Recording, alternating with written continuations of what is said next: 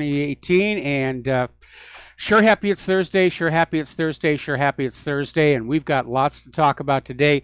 The phone lines are open, 800-313-9443. Mike is in our control room, ready to answer the phone, put you on the air with your comments, questions, and opinions as well. So let's get right on into it. I'm watching the news here today, and as you know, there were two immigration bills that went before Congress. One of them has already been voted down. The other one has been delayed. And these are bills that are seeking to legally implement the intent of Trump's executive order of keeping the families together at the border. But the reason the bills are not going anywhere is the Republicans and the Democrats have two different approaches to immigration, as we already know. The Republican approach to immigration is, okay, let's keep the families together and send them back home. And the Democrats, of course, want something else. They want to keep the families together and give them amnesty, let them into the country, let them move to places that are already marginally red states, and give them the right to vote. And so they're basically slugging it out in Congress, and it's a turf war between the Republicans and the Democrats. And of course, meanwhile, the business of the American people goes ignored and neglected in the midst of all this partisan infighting. So it's rather depressing spectacle to watch, and we're going to have a little bit more about the immigration issue further on in the show. But as usual, because this immigration issue is being fanned up by the corporate media to distract from the Inspector General report, that, of course, is where we're going to be starting our program with. Now, 8 House Republicans are demanding that Michael Horowitz, the Inspector General for the Department of Justice, provide Congress with more information about these anti-Trump FBI employees mentioned in his bombshell report. There are quotes coming from them, but their names are withheld. They're called Agent 1, Agent 2, Agent 86, Agent 99. Who knows what that is all about. But they want the names, saying that the information is needed in the interest of justice and transparency, because obviously it needs to be known just where these anti-Trump FBI agents are right now. And we know that two of them, who have already been identified, are in fact part of the Mueller investigative team. And Peter Strzok and Lisa Page, prior to their embarrassment with their text messages, had also been involved in the investigation as well. So where are the others? Where are the others? Are they also on Mueller's team? Are they also out there trying to undermine a sitting American president? We need to know that. By the way, today is also the summer solstice, so longest day of the year for the Northern Hemisphere. But coming on back here, it is becoming very obvious from the IG report that Donald Trump wasn't obstructing anything.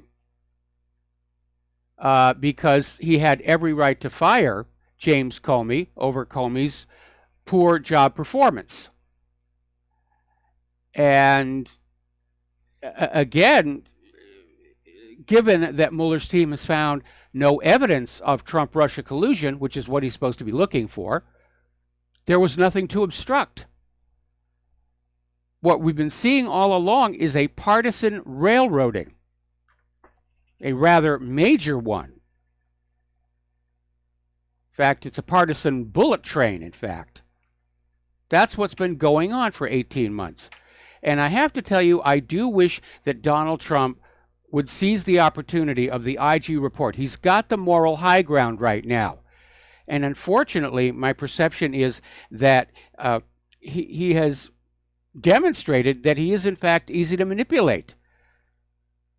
Because apparently he doesn't seem to understand that the reason the Democrats started fanning up this whole immigration and children separation thing right now was specifically to distract from the IG report and to deny Donald Trump that political victory. And Trump seems to have gone along with it. He caved in, he signed the executive order. He sent Melania down there to the child care center, which is a good thing because it turned out to not be the concentration camp, death camp that the Democrats were saying. But he basically is letting the Democrats call the shots. He's lost the initiative. And now's the time when he should be gaining it to fight back. All right, let's talk about the war zones, because there is a lot going on over there. Fighters of the Syrian Arab Army and the Tiger forces have liberated the villages of Musakyak and Al-Dalhafa from militant groups in northeastern Daraa. Thus, the de facto besieged militant-held area, well, they basically are cutting off the supply lines to the militant-held area. So now all they got to do is sit back and wait, and sooner or later, the lack of food, the lack of water, the lack of medicine, the lack of ammunition, they will surrender. All right, we're going to do a shout-out now to our on-air affiliates who are just now rejoining our network. So the Syrian government forces are starting to push this offensive in the southwest, and it's a very, very touchy situation,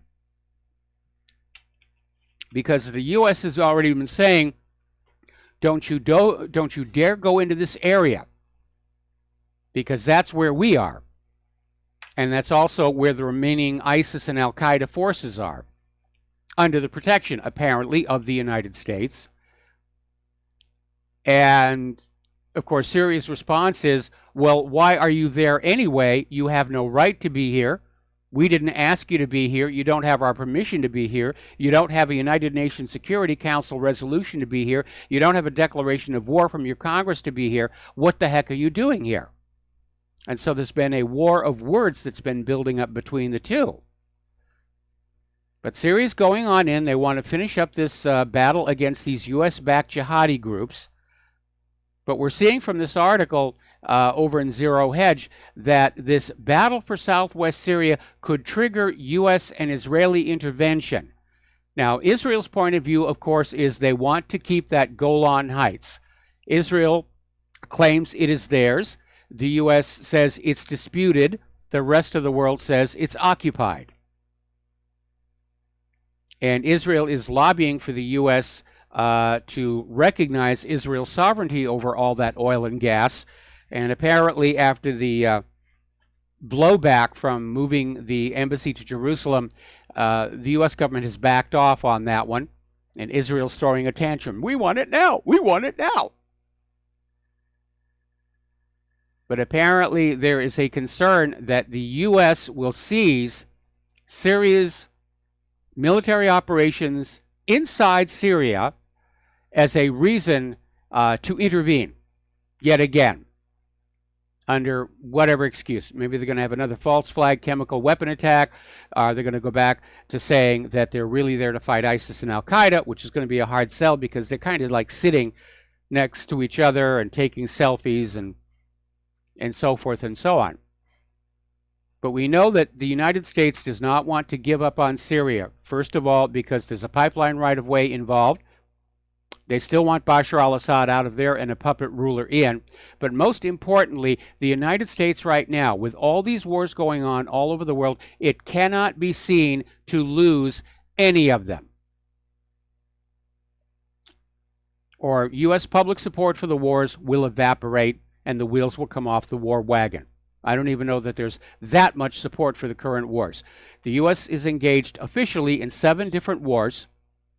According to Bernie Sanders, the United States is militarily engaged in 76 countries.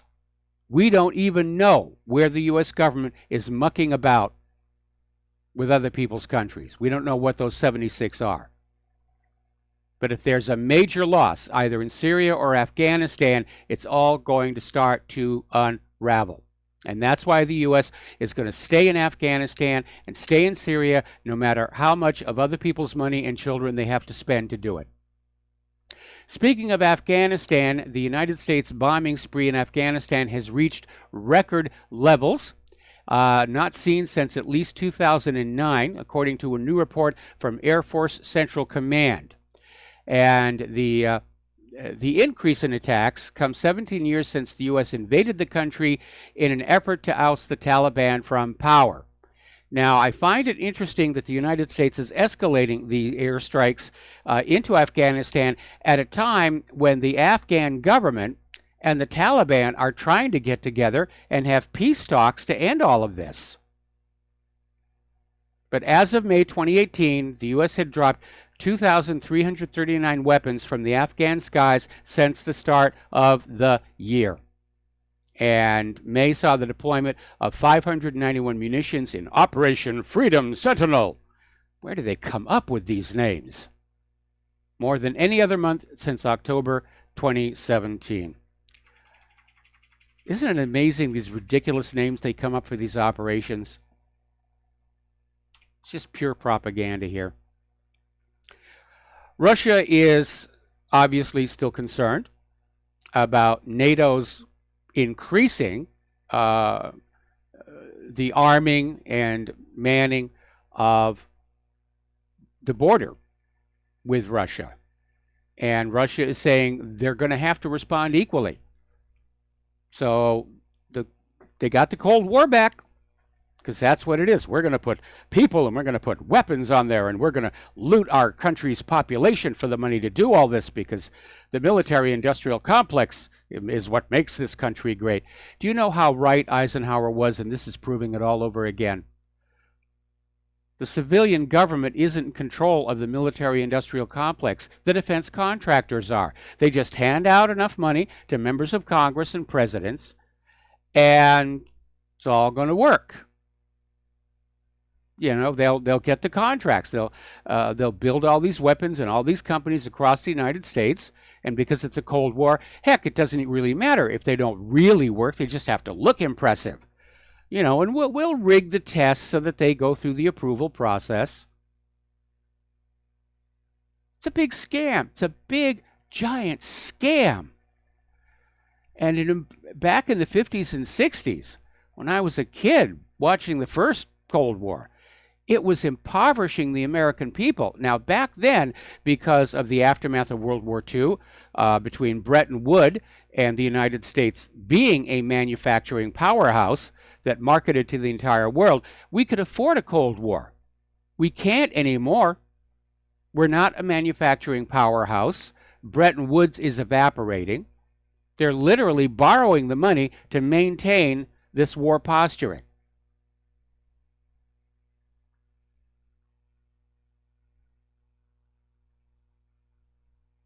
All right, so we're back to that situation. NATO puts more tanks on the border. Russia brings up more tanks. NATO puts more troops on the border. Russia brings up more of their troops. NATO brings up more missiles. Russia brings up more missiles. And all it's going to take is one mistake to get things going. And one of the things that most Americans don't understand is how dangerously close we came to nuclear war during that first Cold War. Everybody knows about the Cuban Missile Crisis, but there were some near misses caused by accidents, by stupidity, by people overreacting. There was one case where one of the early warning radars indicated a Russian missile was flying over the pole heading for the United States, and they were on the verge of launching against that when somebody realized there had been an electronics failure. Now, we've all seen the movie War Games. That's actually based on a real story. Now, there wasn't a kid on a computer hacking into Cheyenne Mountain, but there was an instance where somebody put on a training tape to the system and ran it without announcing it was a training session. It was an oversight. It was a stupid mistake. And the people at those consoles were seeing all this information displayed indicating a Russian attack, and they're nearly launched. Do we really want to be back in that kind of a hair-trigger situation? I don't think so. And it's all being done, and that risk is being taken just to make the defense contractors were rich.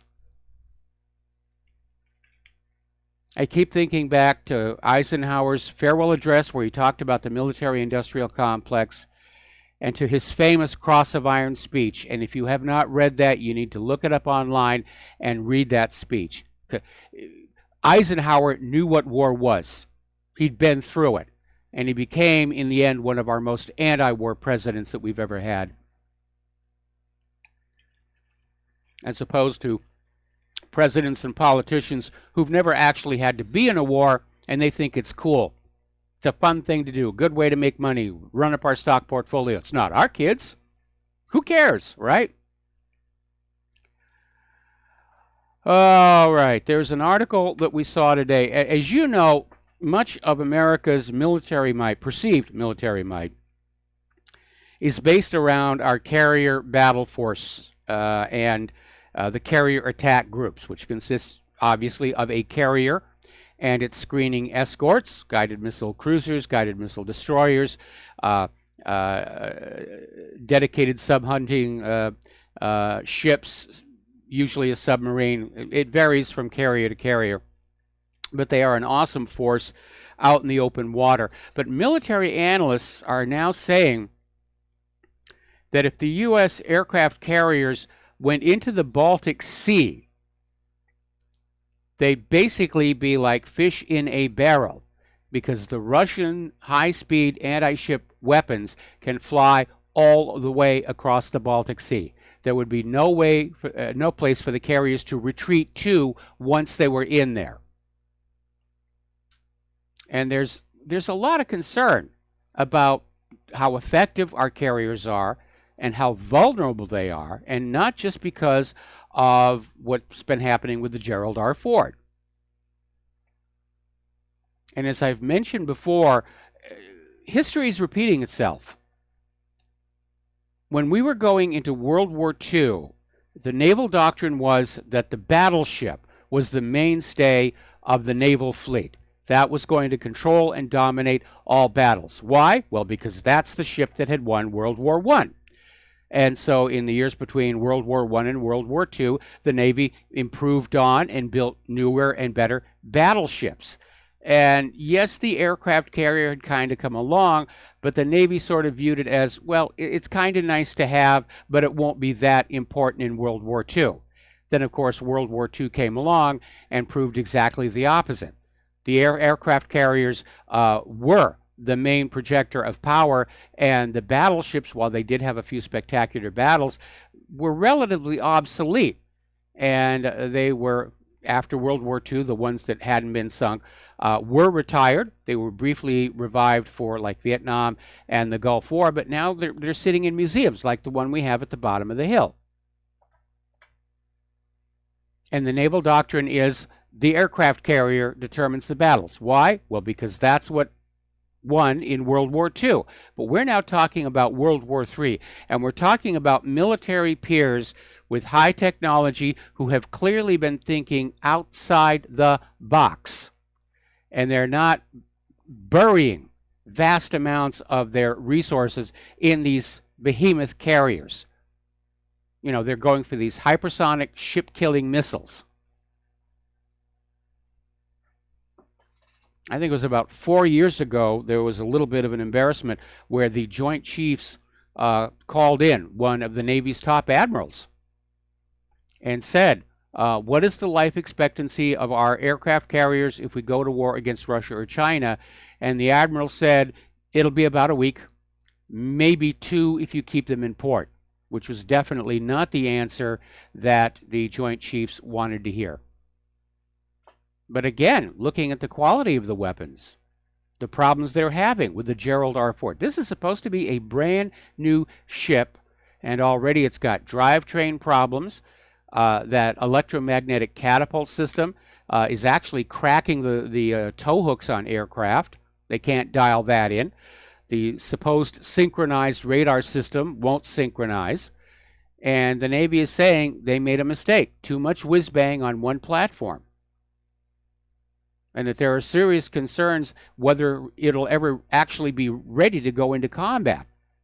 Because it isn't right now. It's like the F-35. It looks impressive, but it's not ready to go into combat. We're going to take a break, and we'll be right back after these few words.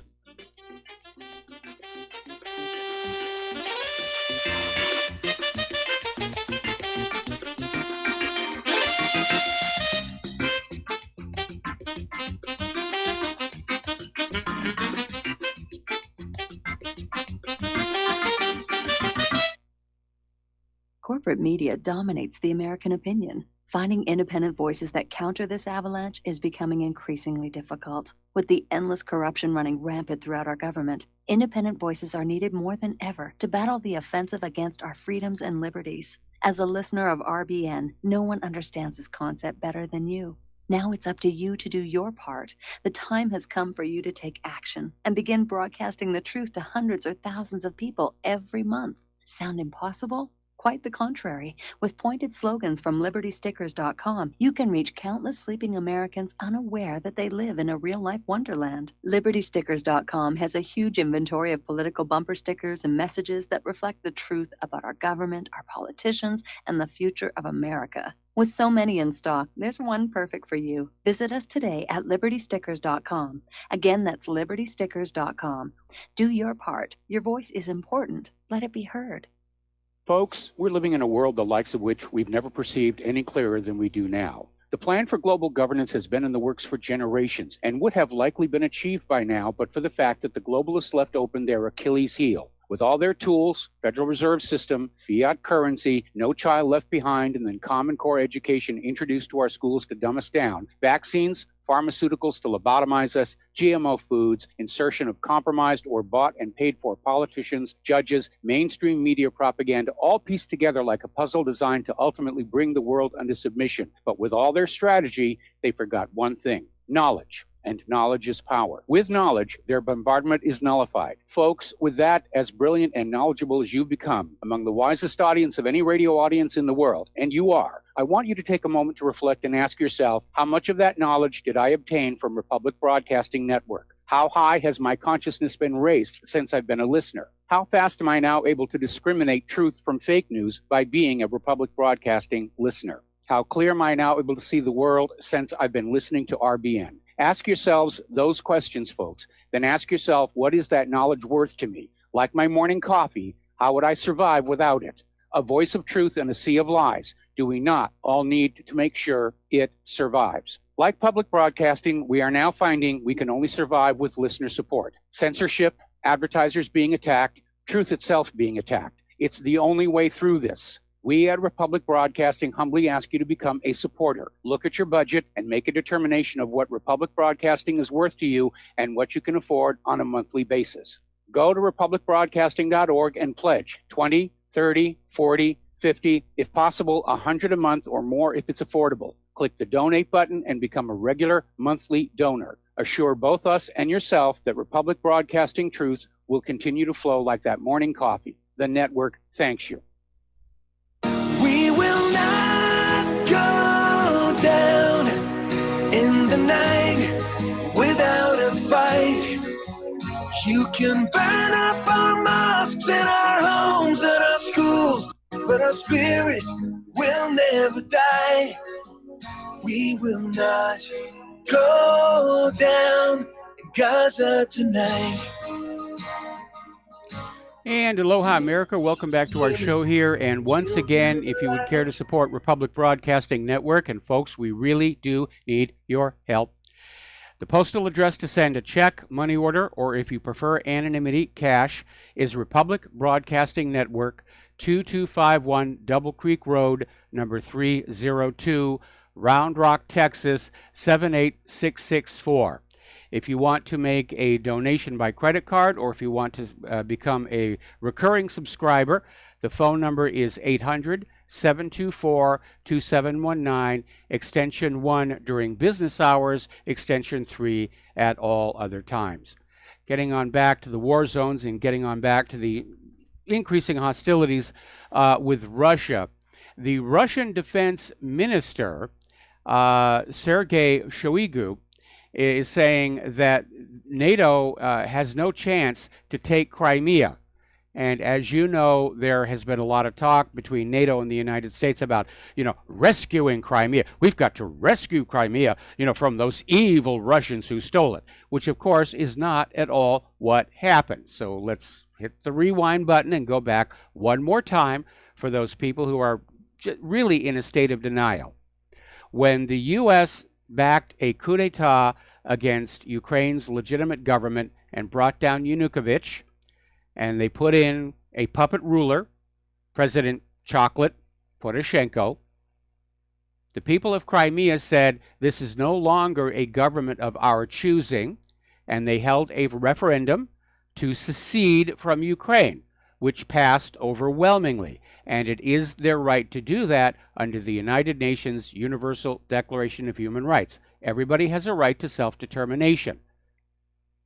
Then they held another referendum about rejoining or joining the Russian Republic, and that one passed overwhelmingly. And they applied to join the Russian Republic, and the Russian Republic said, certainly. Heck, we all speak the same language anyway.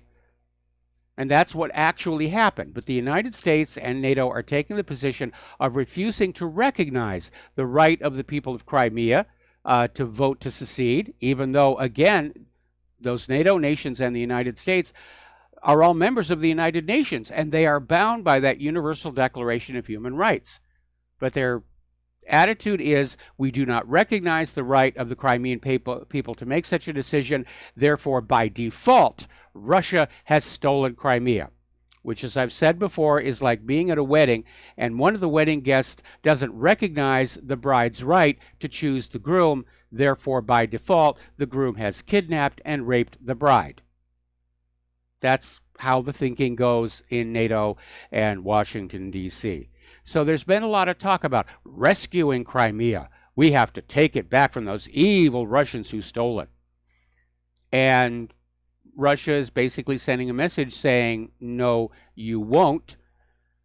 And the message is an attempt to do so will bring the United States and NATO and Russia into direct conflict, and that is really going to be tempting fate. Over in Germany, their defense minister, Ursula von der Leyen, is promising the United States there will be significant defense budget increases. As you know, one of the things that Trump is lobbying for is that the other NATO nations pick up a fairer share of funding NATO, because right now, most of that money for NATO comes from the United States, comes from you. And so some of the other NATO nations are saying, yeah, we'll spend a little bit more. But I don't think it's going to change the reality. Most of NATO is still paid for by the United States taxpayer. And NATO is supposed to be a mutual defense organization. And yet in recent years, it has clearly been turned into the United States attack dog. Because the United States keeps attacking nations that have done no wrong to us. And that is the hallmark of an aggressor rogue state, when they make war on countries that have not attacked us. They make up convenient lies so that you'll feel okay with it, like Saddam's got nuclear weapons and Assad is using sarin gas on his own people. But the reality is, we know who the aggressor is, and it's the United States of America. Alrighty, over on Sputnik, they're quoting Russia's foreign ministry spokesman, Maria Zakharova, saying the U.S. had demonstrated a deep disregard for the United States, and not to mention double standards, by trying to ram its policy through regarding Israel and Palestine, and then when they didn't get what they wanted, pulling out from the UN Human Rights Council. And it's looking to the world like Nikki Haley and Mike Pompeo have basically handed over control of U.S. foreign policy to Israel. Well, it's great everybody is starting to recognize that, but it's been a reality for quite some time. All right, we're going to take another break here for commercials, and we'll be right back.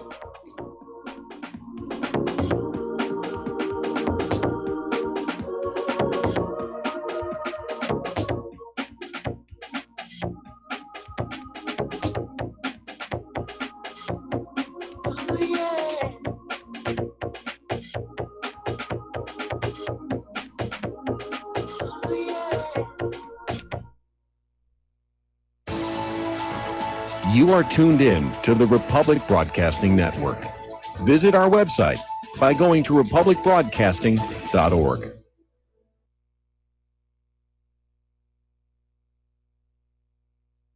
Homeowners, if your lender has gone out of business or sold your transaction to another lender or servicer, you may be the victim of a wrongful foreclosure, resulting in the loss of your home. If you've already lost your home, are in foreclosure, or even in good standing, you can challenge the mortgage transaction's illegal issue, and your property can be restored to you, and your foreclosure can be stopped or reversed, and the mortgage transaction declared unenforceable. State laws, U.S. title codes, the Uniform Commercial Codes, and U.S. Supreme Court rulings have upheld that defective mortgage documentations can reverse or stop foreclosures and enforce property title claims in favor of the homeowner. We are having successes in stopping the process of foreclosure, the enforcement of the foreclosure judgments, the sale of property, and evictions after the sale. We are not attorneys, and we don't give legal advice. We are a professional team of legal researchers, providing forensic mortgage audits and expert witnesses. We have the knowledge to produce the evidence and enforce laws regarding your legal issues. We've been in business for 12 years without a complaint. Consultations are free, and we provide a free title search to confirm if your mortgage has legal defects. Please call 855-253-3748. 855, the number 2, keep it today.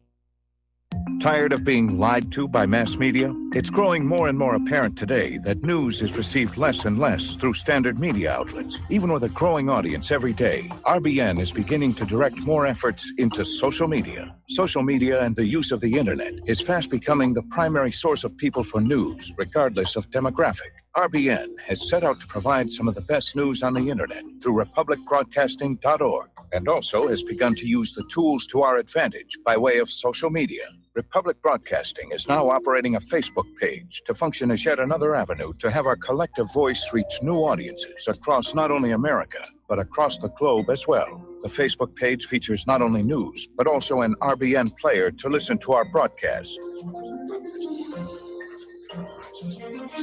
Get involved by visiting facebook.com/Republic Broadcasting and liking our page and share it with your friends and family, because you can handle the truth.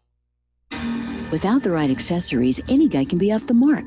Whether you've invested thousands in your arsenal or you own a single trusted firearm, a visit to AROutfitting.com is in order.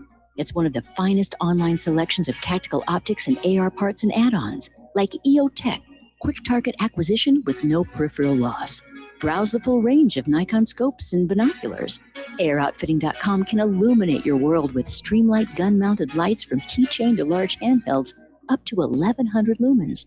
Find some stability with Battenfield tactical bipods. AROutfitting.com has CMMG gun parts, barrels, assemblies, handguards, part kits, and more, plus mag-full clips and magazines.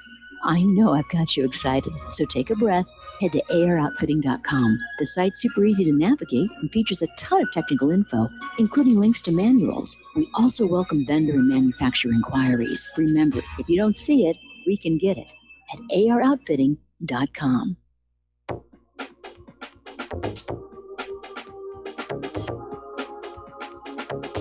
What Really Happened with your host, Mike Rivero. Visit us online at whatreallyhappened.com. Here is your host, Michael Rivero. And aloha, America. Welcome back to our show. We're talking about the various wars going around here. And apparently the U.S. State Department has issued yet another warning to the Russian and Syrian governments regarding the operations in southwest Syria.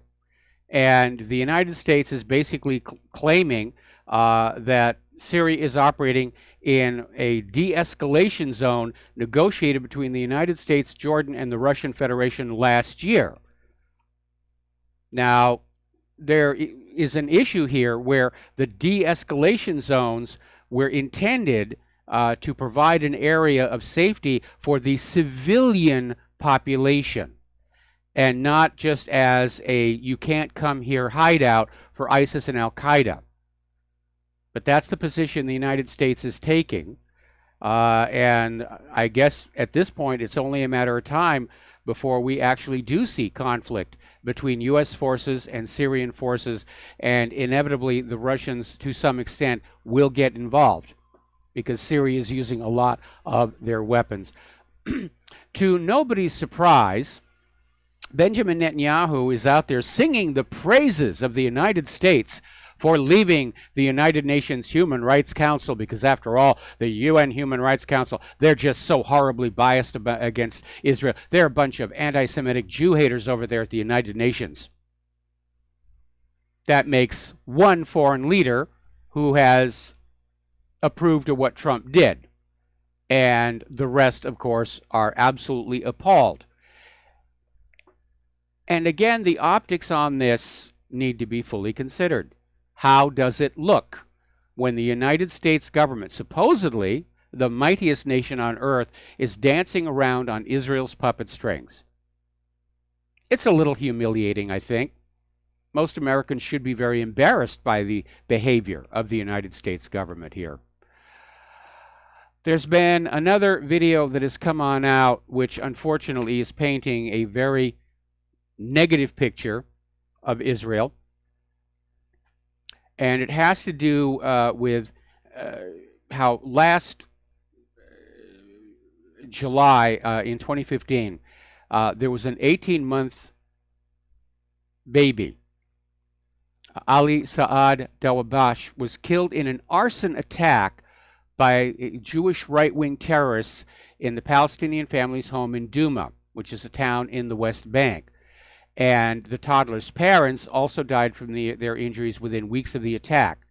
The couple had another child, 5 years old, survived, although obviously severely burned. And some of these right-wing terrorists were arrested, amazingly enough, and they were taken to court. And the family of these Palestinians, obviously following the case, were in court. And apparently the court is trying to decide whether or not the fact that these right-wing Jewish terrorists admitted doing this, in fact seemed proud of it, is admissible as evidence. And on their way out of the courtroom, some of these ultra right-wing protesters were chanting, "Where is Ali? Ali's dead. Ali's on the grill." I mean, celebrating the fact that this Palestinian baby was burned to death. And it was got on video, and it's gone viral around the globe. I think this one is probably going to supersede that video of the drunk Israeli settler, screaming at the Palestinians to leave their home because God gave that land to him. But one of the family members of the assassinated family was out there saying these racist, barbaric chants indicate that these far-right protesters' natural place is a zoo.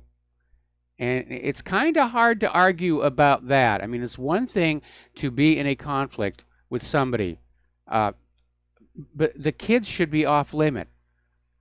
But this Jewish terrorist group, this settler group, they just go into these Palestinian towns and they hurl firebombs into the homes to try and drive them out. And they're killing people, including little babies, apparently without one iota of shame over what they have done. All right, let's take a phone call. Terry in California. Aloha. Welcome to the show. What's on your mind? Mike, I hope I'm not getting too far off the subject, but I wanted to make a comment about some of your remarks about our coming economic collapse. And, you made some comments about, Soviet Union style, and then you said some things about how we want to put it back together, like the first 13 amendments of the Bill of Rights and all that kind of stuff. Well, I don't think we're going to have that choice. I don't think it's going to be like Russia. There's not going to be a Putin out there waiting to come in and put it all back together. I think it's already settled. The Zionist bankers are going to bring it down, and I'm sure they got a plan to grab power as soon as that happens, and to put back the country in the plan they already have in place. I don't know. I don't think we're going to be able to come back like a new nation and do it right this time, because they have, like as you said, they got control of our country. And yeah, but don't. If the country collapses, if the governing structure of the country collapses, they lose control. And the American people are going to get a serious, ice bucket challenge in the face. And they're going to stand up and realize, we have to run this country for ourselves. And that's why our job is to start educating our fellow Americans about the evils of private central banking so that it doesn't get a chance to restart itself in our country. Well, agreed. But I think that, they already have a plan what's going to do with the finances. They're going to switch the dollar over, reset it to something else. The dollar's going to be worthless. And You're not understanding. When Now, I say yeah, when I say a Soviet Union style collapse, I'm talking about it's all coming down. The economy, the value of the dollar, the governmental system. We're going to be right back down to basically the United States of America and the American people and nothing else. The bankers will have no levers or handles to grab onto to control us, because that's the governing structure, and that's what's going to be coming apart. And the American people are not going to be in a mood to let somebody come on in and say, let's just go back to doing the things that we were doing before, because the vast majority of Americans have been seeing their quality of life in decline for 30 years now. They're tired of just struggling just to pay the bills, and they're very, very angry. They're very angry over the fact that all of our government institutions seem to be on the side of the large corporations. They're certainly not taking care of the American people. There's a lot of anger out there. And, if we have a Soviet Union-style collapse, there won't be anything for the bankers to grab. We could even see the United States balkanize. I mean, they're already talking about splitting California into 3 separate states. We could go back to just the individual sovereign states with no central federal government. There would be the nation of Hawaii, which we've been a nation before here. There'd be a nation of Florida, 3 nations of California, a nation of Texas, all of us taking care of our own business in our own way, because all of these evils that we see, whether it's war or private central banking, are achievable only when there are large imperial structures binding all these states together. That certainly was not the way it was supposed to be when this country was started. This country was started on the idea that all of these states were separate nations. They were in a loose confederation under the governance of the central federal government. It's the same scam they pulled on the European Union.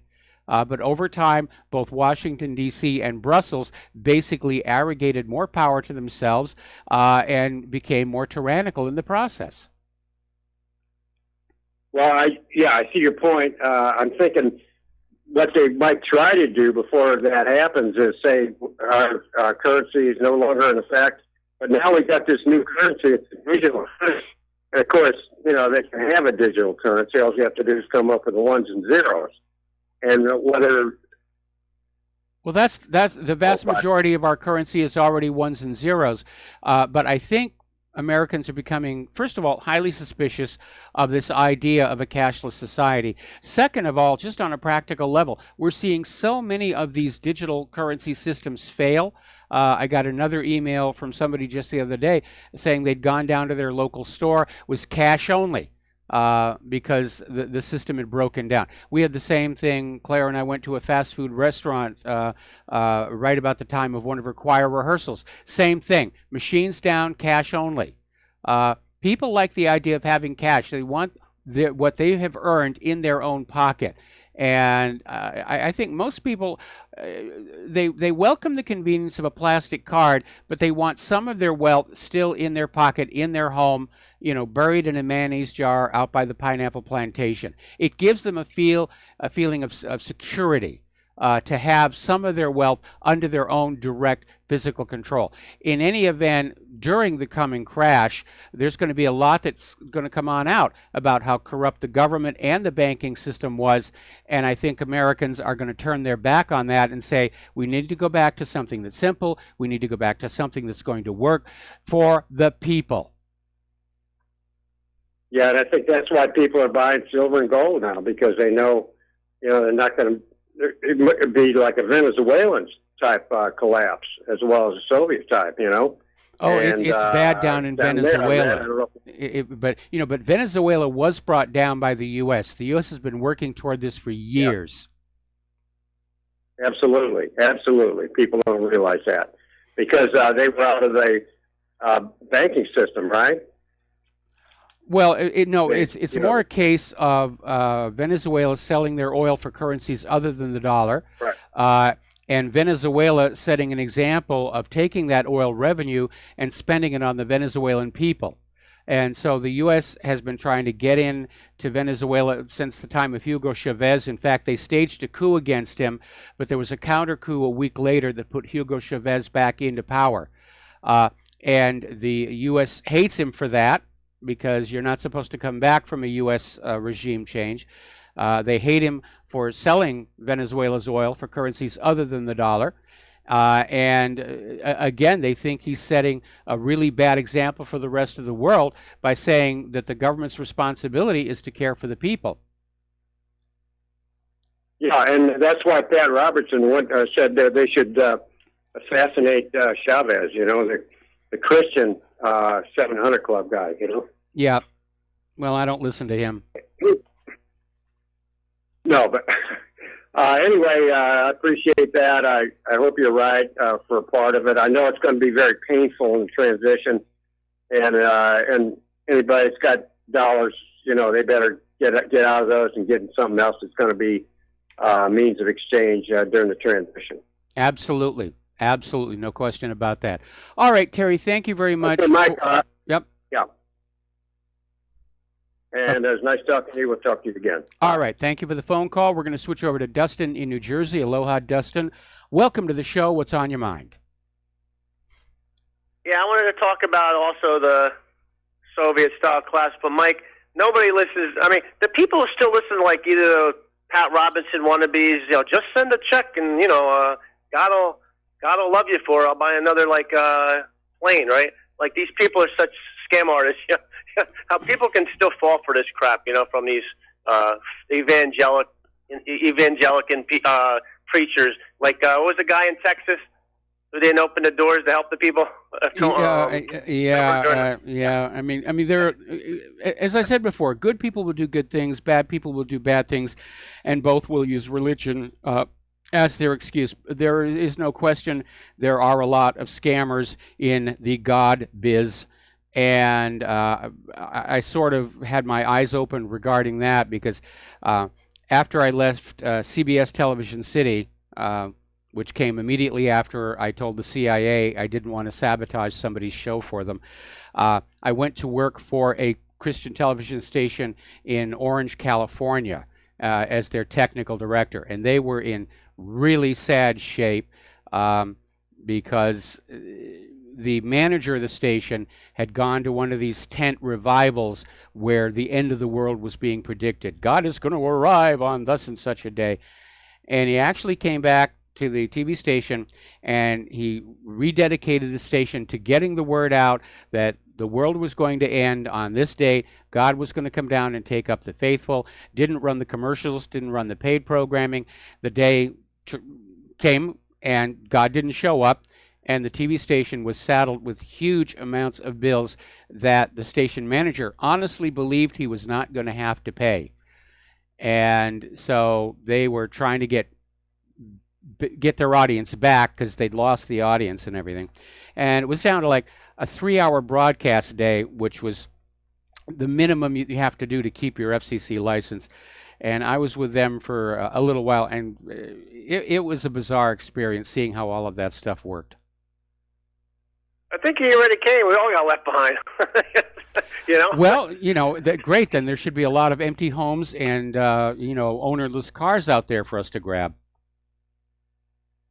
Hey, Mike, with the economic collapse or the collapse of the country, you know what's scary though? What? The infighting we got right now. Like in Washington, there's so many different factions, and then you got like the Blackwaters out there and stuff.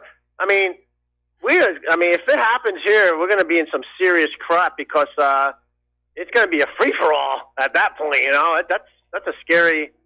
That'd be a scary time. Well, it will be a very scary time, and all those people who are laughing at the preppers, they won't be laughing then. They really won't. And by the way, if you're a prepper, probably not a good idea to tell your neighbors about it because you're making yourself a target. Yep. And Mike, I got one more thing. I don't know if you heard Russia is going to be doing an ICBM test in the next 3 to 4 days. Okay, well, good for them. Okay. And that's all I got. Have a good show. All right, thanks an awful lot. We're going to let you go. The phone lines are open again here. Now, Israel is still trying to deal with this public relations disaster coming out of Bloody Monday.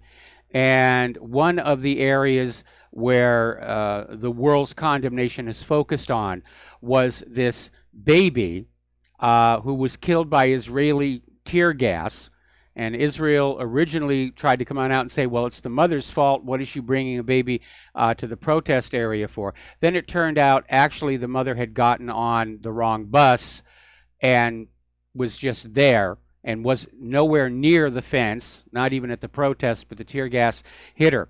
So Israel is trying to get away from that one, and they've arrested a family member for terrorism, and somehow or other, he decided he was going to claim that the baby actually died from a fatal blood condition that runs in the family. She just happened to coincidentally die just as the tear gas hit her. Talk about a Bex alert. We'll be right back.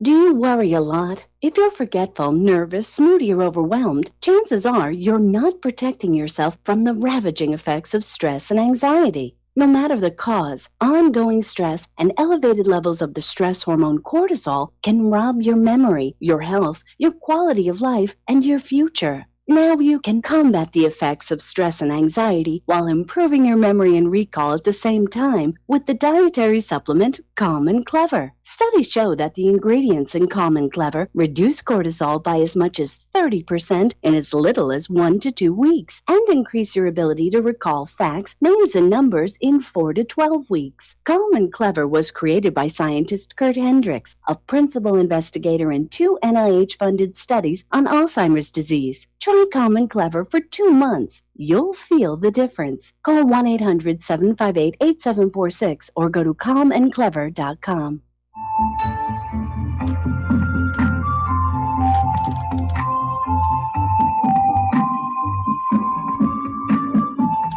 Do you know there is an ongoing war right here in America? Are you aware that U.S. citizens have been classified as enemies of the state since 1933? Have you recognized that our entire government is really a vast network of interlocking corporations engaged in commerce? Look up Title 28, Section 3002. Tune in to In Defense of Humanity on Saturday nights at 7 p.m. Central Time. Find out what's really going on and learn how to protect yourself and your family as flesh and blood men and women living in a corporate reality.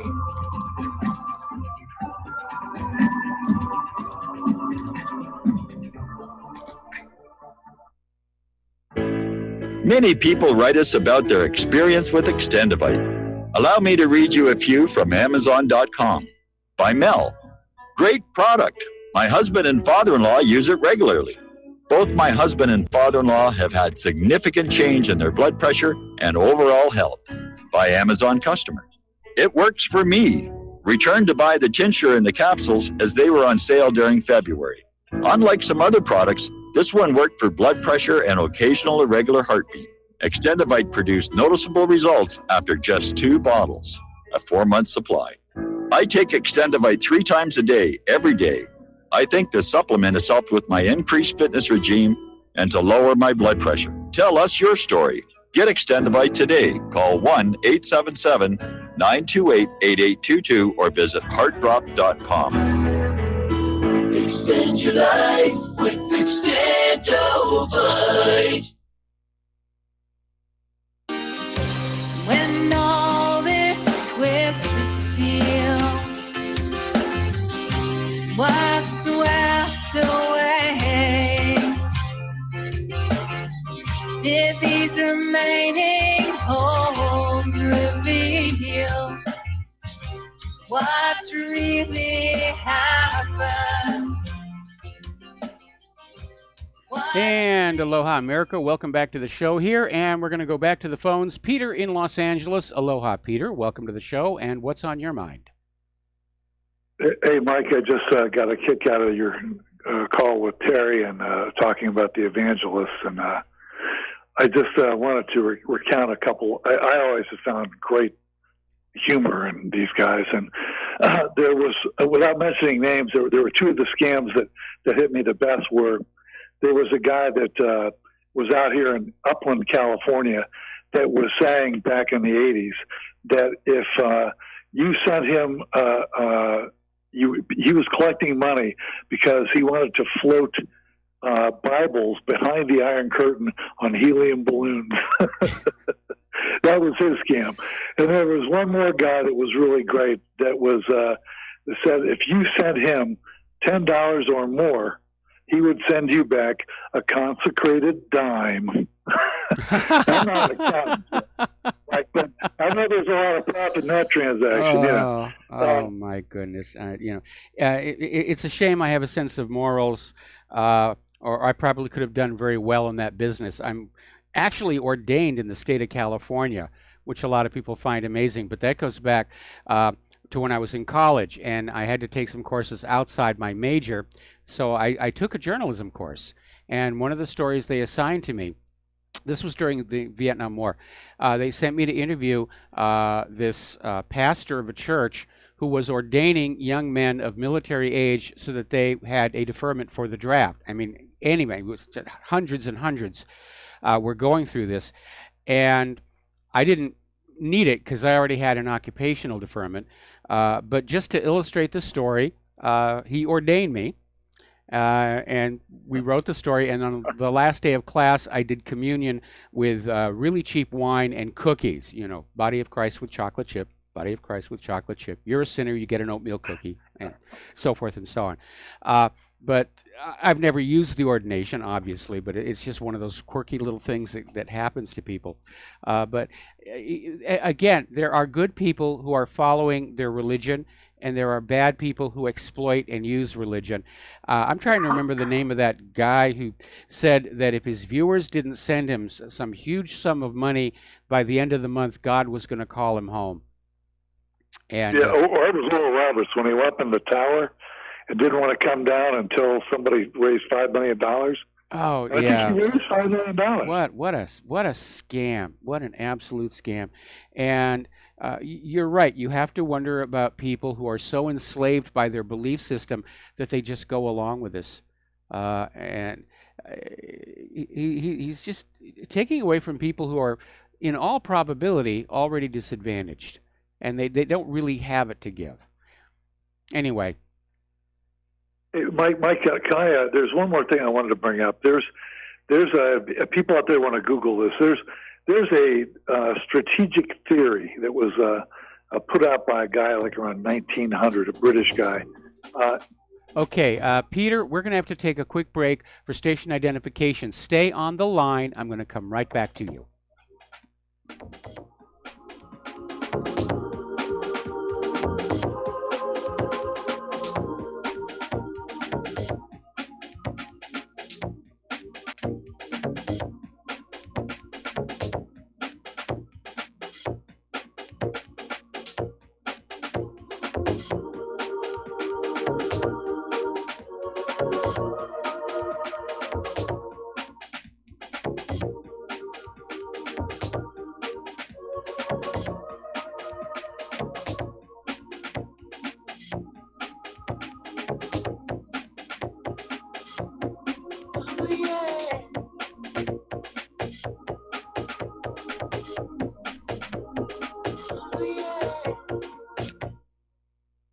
Homeowners, are you in foreclosure, expecting to be served with a foreclosure lawsuit, or suspect your lender has coerced you into an illegal mortgage transaction?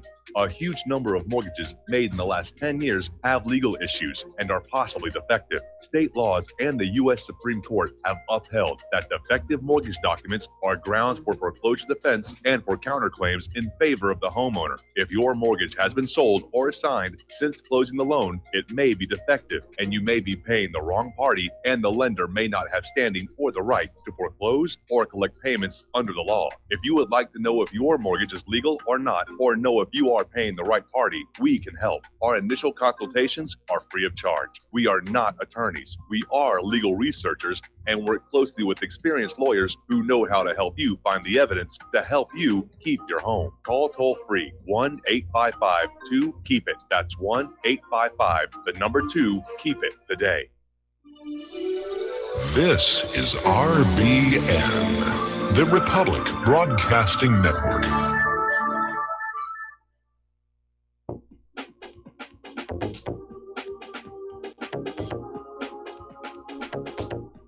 What Really Happened with your host, Mike Rivero. You're listening to the Republic Broadcasting Network, where you'll find out what the Fukushima's going on.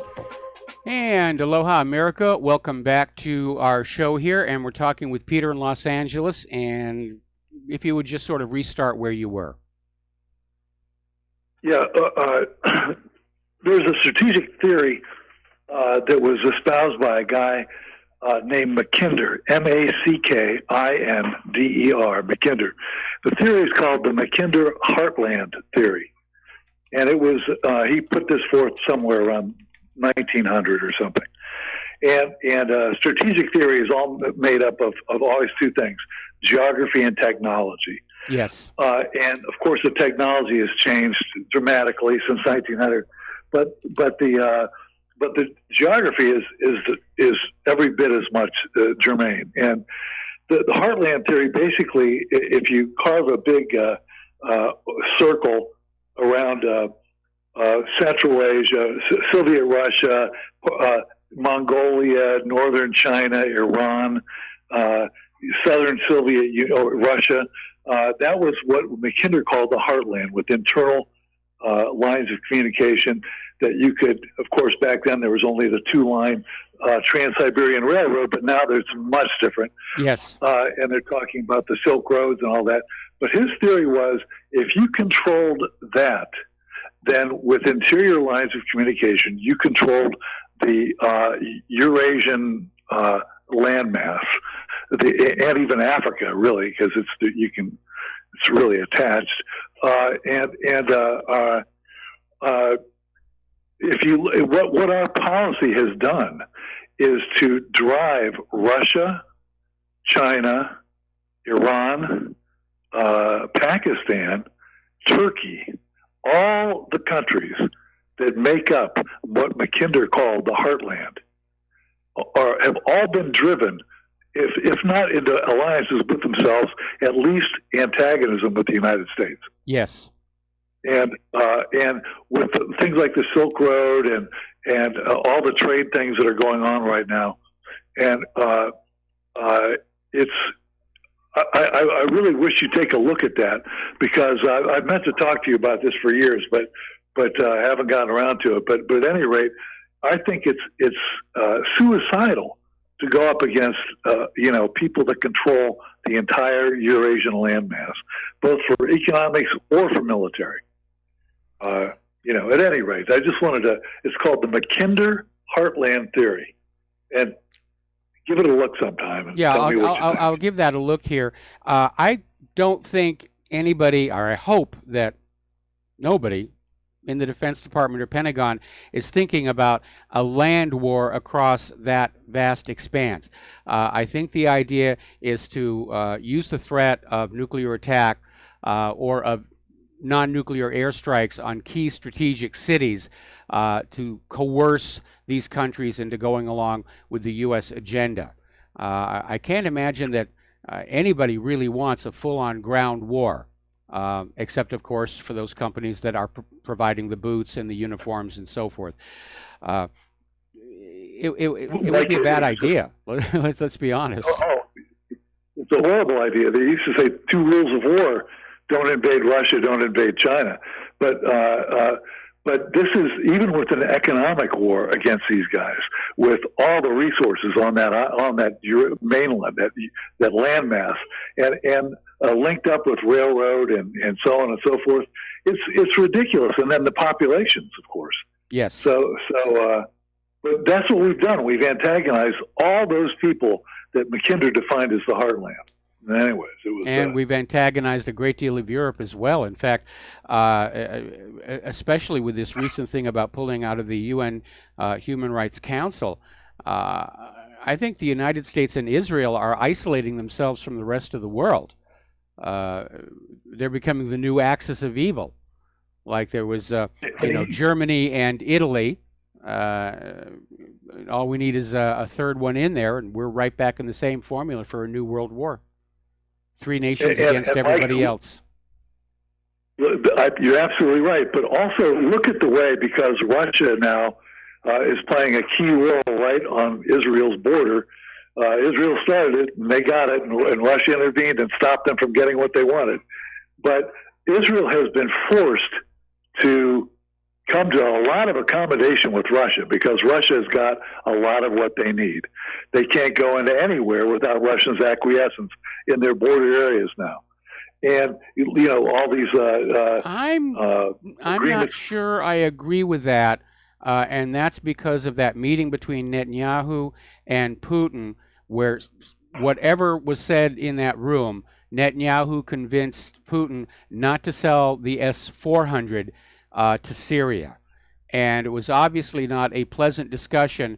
If you remember that that parade afterwards, where Putin was walking down the street, and Netanyahu, who kept trying to stand next to him, to get his little face on TV, and Putin was so you could see it on Putin's face. Putin was just absolutely furious, and Putin's not a guy who loses his temper that easily.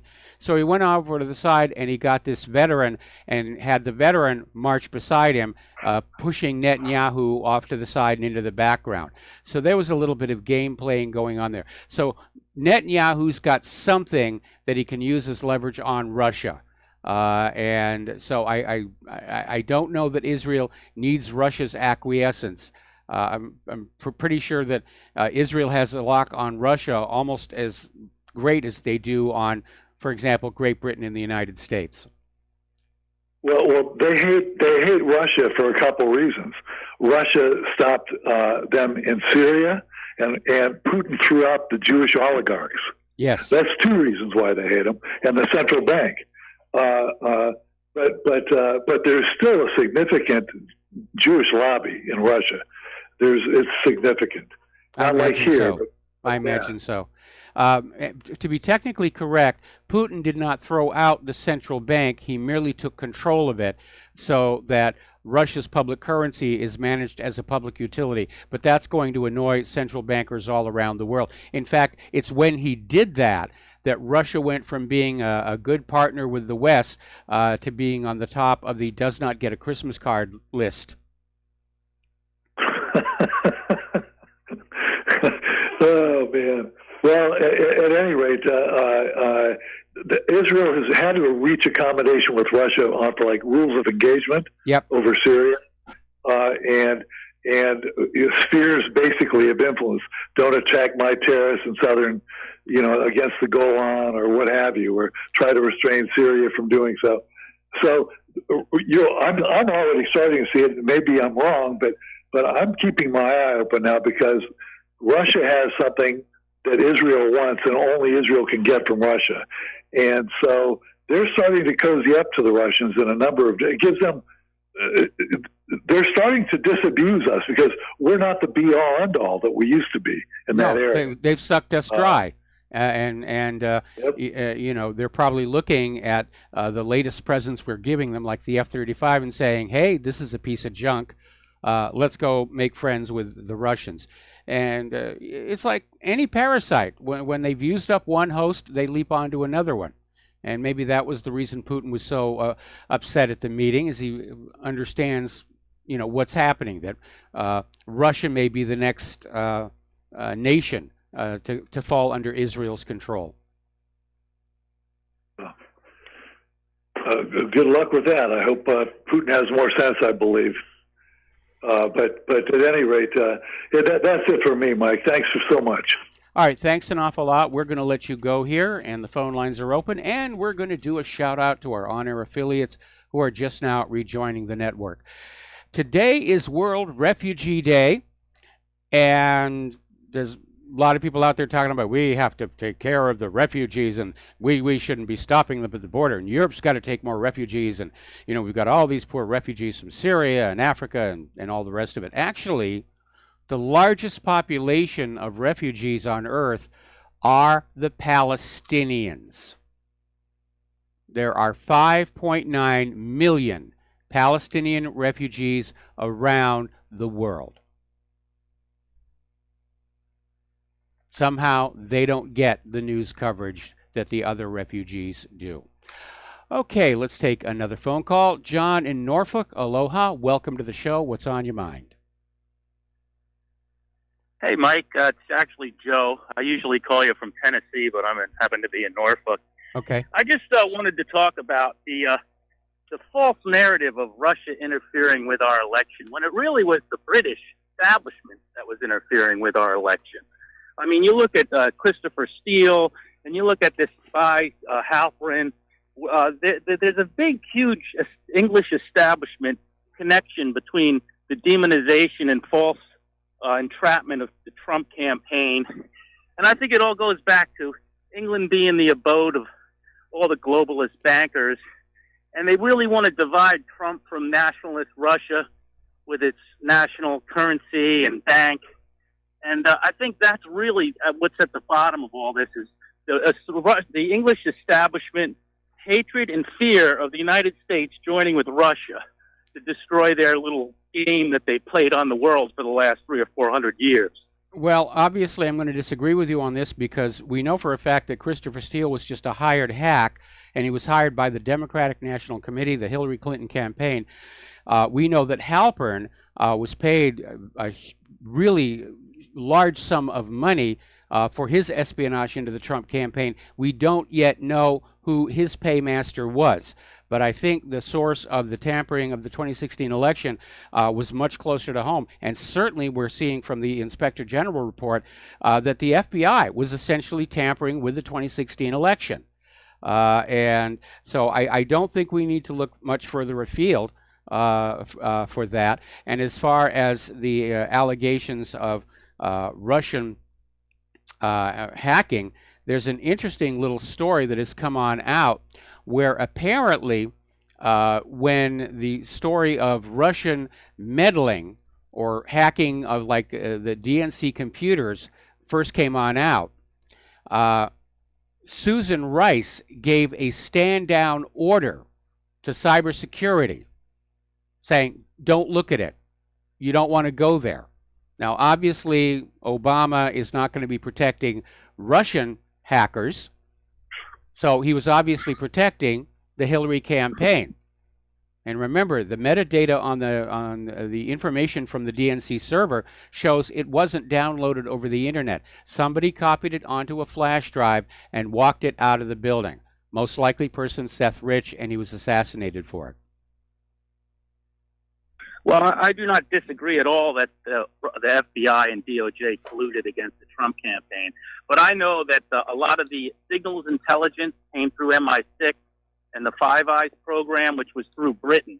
And that's what makes me say that there's a lot of connections in this whole scandal between the British intelligence system and the DNC. Oh, it was basically, let's put it this way, Hillary was the globalist candidate. Yes. DNC, FBI, whatever the labels you want to use, the establishment globalist candidate was Hillary, and the establishment globalist in the British establishment worked along with them to overthrow an election. And I hope Trump holds them to account. I hope Trump makes peace with Putin, alliance, and pivot towards Russia and Asia. I think that's in our interest.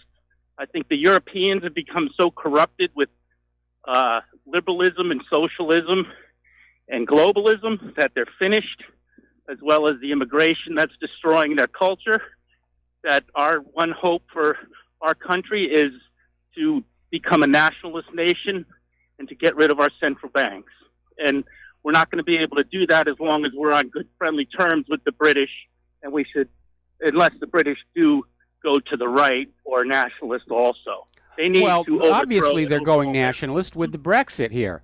Now, I want to get back on what you were saying about MI6 and the Five Eyes program or Echelon. Because, MI6 apparently was involved in some of the spying on the Trump campaign, but that's what the Five Eyes system was designed to do, to allow governments or political opportunists to spy on their own people in ways that didn't violate the laws of their countries. The way it was set up by these 5 countries, and it did come out of the United States. The U.S. came up with the idea. The idea was that the U.S. government could spy on American citizens by having the British do it. the U.S. would spy on British targets and Britain would spy on U.S. targets, and then they'd swap the data, and they would have the necessary intelligence or the intelligence they wanted without having violated their own domestic privacy laws, which this day and age don't seem to really apply all that much here in the United States anymore anyway. No, we do that all over the world and get involved in other countries' elections as a nation ourselves. Yes. But my point is that Trump is in power now. He had these tools of the state used against him, and if anybody should be angry about it and do something about it, it's President Trump. I agree with you on that one, and I'm wondering what it is that is constraining him from taking care of some of the stuff, especially since he campaigned on a lot of it. You know, draining the swamp, and you know, prosecuting Hillary Clinton, and you have to wonder, how is it he is being constrained from doing his job? What have they got on him? Are they threatening him? I think he's waiting until he gets more of his pieces in place and protecting his family and his own life. I mean, these are dangerous critters he's going up against. Agreed. And I think that the smart move is to take your time and to get your people that you can trust in place. I'm sure right now he's testing his own people out to find out who the rats are and who the leakers are. So I really can't say I blame him much for taking his time. I like you, would love to have seen it happen. A lot of things happen sooner, but I think the wise move is to be cautious when you're dealing with such a bunch of entrenched snakes. So that's kind of my view. I mean, he can't trust anybody. These globalists are all over the place, whether it's the cultural angle or the financial angle or the money power or the DOJ, FBI. I mean, they're really, you know, they've been thoroughly entrenched on every level. Oh, yeah, they are. They really are. But again, Donald Trump is the president, and he has certain authorities that there's nothing stopping him from exercising them, like firing Jeff Sessions.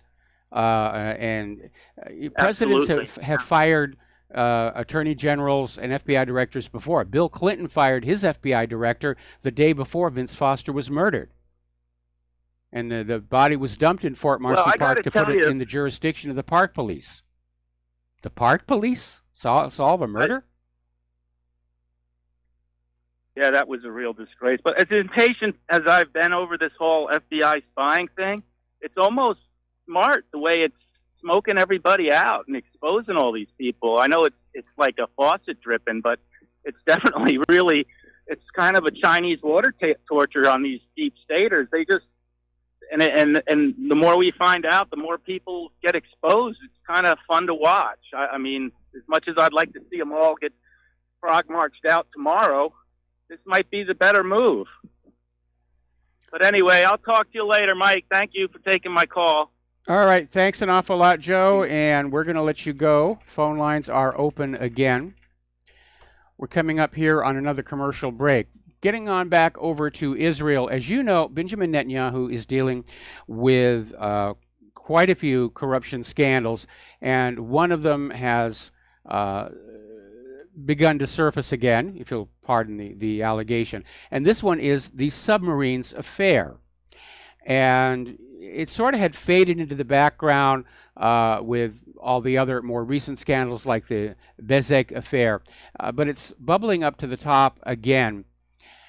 And in the submarines affair, Miki Ganor, ThyssenKrupp's sales representative in Israel, as well as other top Israeli defense officials and top aides to Netanyahu, allegedly perpetrated fraud and skimmed off the top in a deal for Israel to buy nuclear submarines from the German company.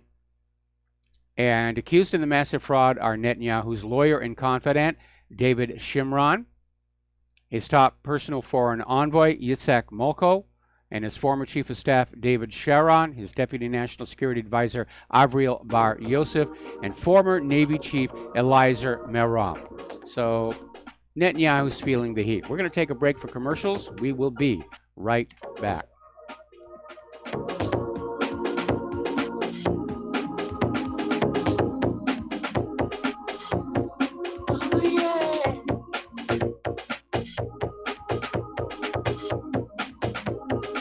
Oh, yeah. Extendivite, a 7-herb combination of garlic, cayenne, hawthorn, bilberry, ginkgo biloba, valerian, and milk thistle.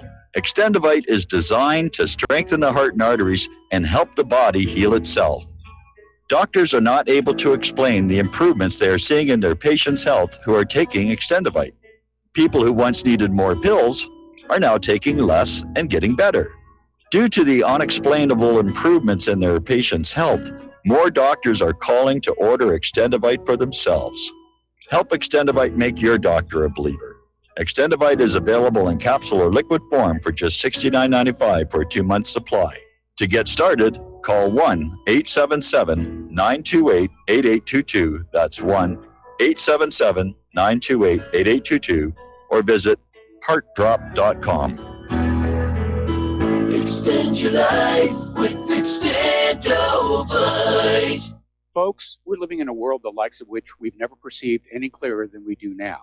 The plan for global governance has been in the works for generations and would have likely been achieved by now, but for the fact that the globalists left open their Achilles heel. With all their tools, Federal Reserve System, fiat currency, no child left behind, and then Common Core education introduced to our schools to dumb us down, vaccines, pharmaceuticals to lobotomize us, GMO foods, insertion of compromised or bought and paid for politicians, judges, mainstream media propaganda, all pieced together like a puzzle designed to ultimately bring the world under submission. But with all their strategy, they forgot one thing: knowledge. And knowledge is power. With knowledge, their bombardment is nullified. Folks, with that, as brilliant and knowledgeable as you've become, among the wisest audience of any radio audience in the world, and you are, I want you to take a moment to reflect and ask yourself, how much of that knowledge did I obtain from Republic Broadcasting Network? How high has my consciousness been raised since I've been a listener? How fast am I now able to discriminate truth from fake news by being a Republic Broadcasting listener? How clear am I now able to see the world since I've been listening to RBN?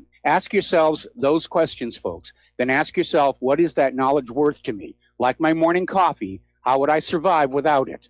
A voice of truth in a sea of lies. Do we not all need to make sure it survives? Like public broadcasting, we are now finding we can only survive with listener support. Censorship, advertisers being attacked, truth itself being attacked. It's the only way through this. We at Republic Broadcasting humbly ask you to become a supporter. Look at your budget and make a determination of what Republic Broadcasting is worth to you and what you can afford on a monthly basis. Go to republicbroadcasting.org and pledge 20, 30, 40, 50, if possible, 100 a month or more if it's affordable. Click the donate button and become a regular monthly donor. Assure both us and yourself that Republic Broadcasting truth will continue to flow like that morning coffee. The network thanks you. We the people, in order to form a more perfect union, establish justice, ensure domestic tranquility, provide for the common defense, promote the general welfare, and secure the blessings of liberty. And aloha, America. Welcome back to the show here. And we're talking about the scandal-plagued Benjamin Netanyahu.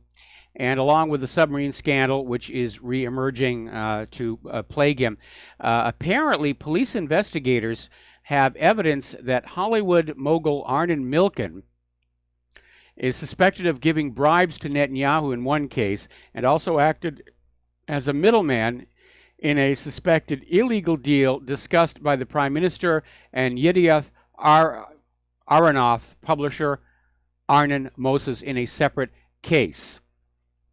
Now, Arnon Milchan, many years ago, was involved in a scandal acquiring what are called Krytron switches, which are these ultra-fast, ultra-precise triggering devices.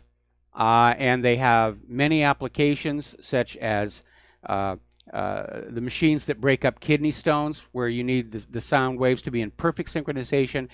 In the days when copy machines flashed a light on the document, Krytrons were used there. But where they're used to evil intent, they're used to trigger the explosives in nuclear weapons, in a plutonium bomb, because those little explosive panels that surround the plutonium sphere have to go off exactly at the same instant, or you get a fizzle. So, getting on back to this, the Tel Aviv district prosecution believes that Netanyahu systematically demanded benefits worth about 1 million NIS, that's about $282,000 US, from Milken in so-called Case 1000. Now, Sarah Netanyahu has now been indicted for falsely charging the state $100,000 for meals. And she's been hit with an indictment for fraud with aggravated circumstances and breach of public trust. Now, when Leah Rabin was about to be indicted in 1977, then Prime Minister Yitzhak Rabin resigned from office due to his wife's scandal. I don't see Netanyahu doing that, because if he steps down, then he loses a lot of the political pull and potential immunity he has for all these other corruption scandals going on. Meanwhile, the Freedom Flotilla ships have arrived in Lisbon. And, okay, the Freedom Flotilla ships have arrived at Lisbon, and they're just sailing on down the coast. They're going to go through the Straits of Gibraltar and head across the Mediterranean. It's symbolic. We know Israel's going to stop them. We hope that Israel will stop them without murdering them, which happened on the Mavi Marmara. But it is another way of calling attention to the plight of the people of Gaza, who have been kept in this giant open-air prison for all this time.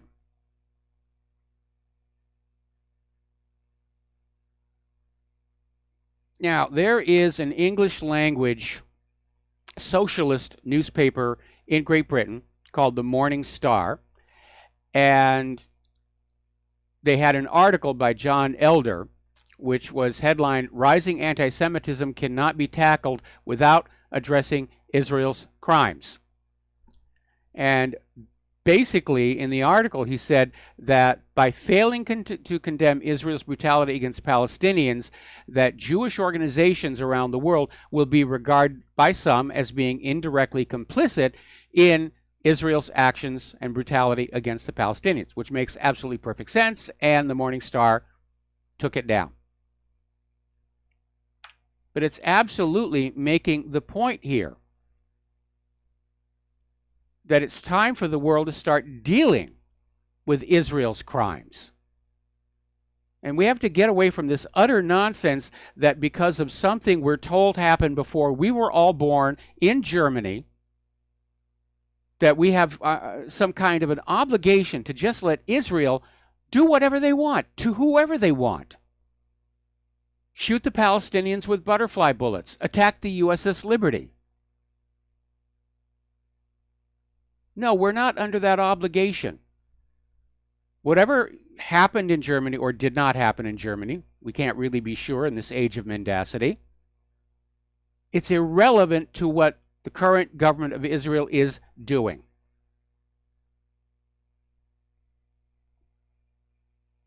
And they keep screaming this anti-Semitism. We know it's a hoax, it's a fraud, it's a trick. We're not criticizing their religion. We're not criticizing their ethnicity. We're not even criticizing their culture. We are criticizing the actions of the individual people inside the government of Israel who are committing these atrocities. And nobody should be above criticism anywhere. That's what our First Amendment really means. That's why Israel is trying to attack our First Amendment. They want to carve out an Israel exception. You can have free speech in the United States, except about Israel. Don't you dare talk about them. We'll be right back after these commercials.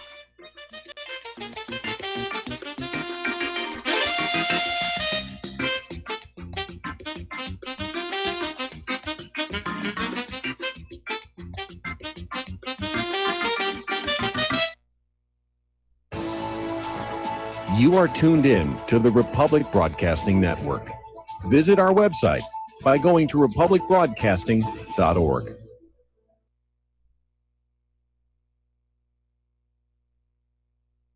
Homeowners, if your lender has gone out of business or sold your transaction to another lender or servicer, you may be the victim of a wrongful foreclosure, resulting in the loss of your home. If you've already lost your home, are in foreclosure, or even in good standing, you can challenge the mortgage transaction's illegal issue, and your property can be restored to you, and your foreclosure can be stopped or reversed, and the mortgage transaction declared unenforceable. State laws, U.S. title codes, the Uniform Commercial Codes, and U.S. Supreme Court rulings have upheld that defective mortgage documentations can reverse or stop foreclosures and enforce property title claims in favor of the homeowner.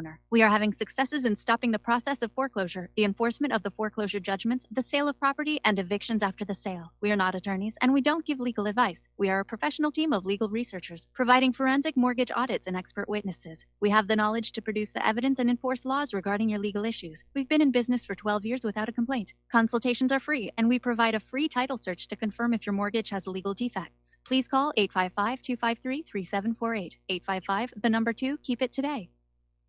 So, you love talk radio? Then you'll love TalkStreamLive.com. TalkStream Live is always on, 24/7, with the best streaming talk shows. Find your favorite talkers and discover some new ones. It's free, readily available online or on mobile with any smartphone or tablet. Finding your favorite talk shows all in one place has gotten a whole lot easier. Just go to TalkStreamLive.com. Be sure to download the free apps from Google Play or the iTunes App Store. Do you or a loved one suffer migraine headaches? Listen to what scientist Kurt Hendricks has to say. If you are one of the millions of people who get migraines, you need to know about MigRelief. Hi, I'm Kurt Hendricks, the scientist who created MigRelief, the patented dietary supplement that addresses nutritional deficiencies in adults and children with migraines. Thousands of physicians and pharmacists recommend MigRelief. Call 800-MIG-7354 or visit MIG911.com. Without the right accessories, any guy can be off the mark.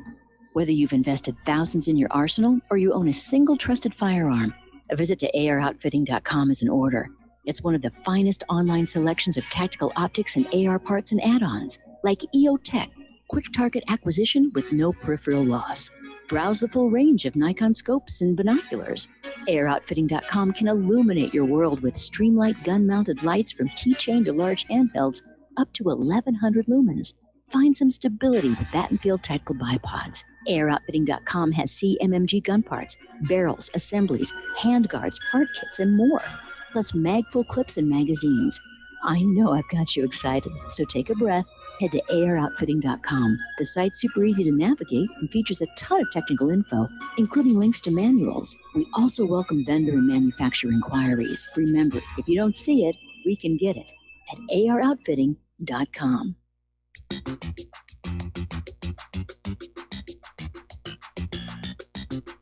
Welcome to What Really Happened Radio.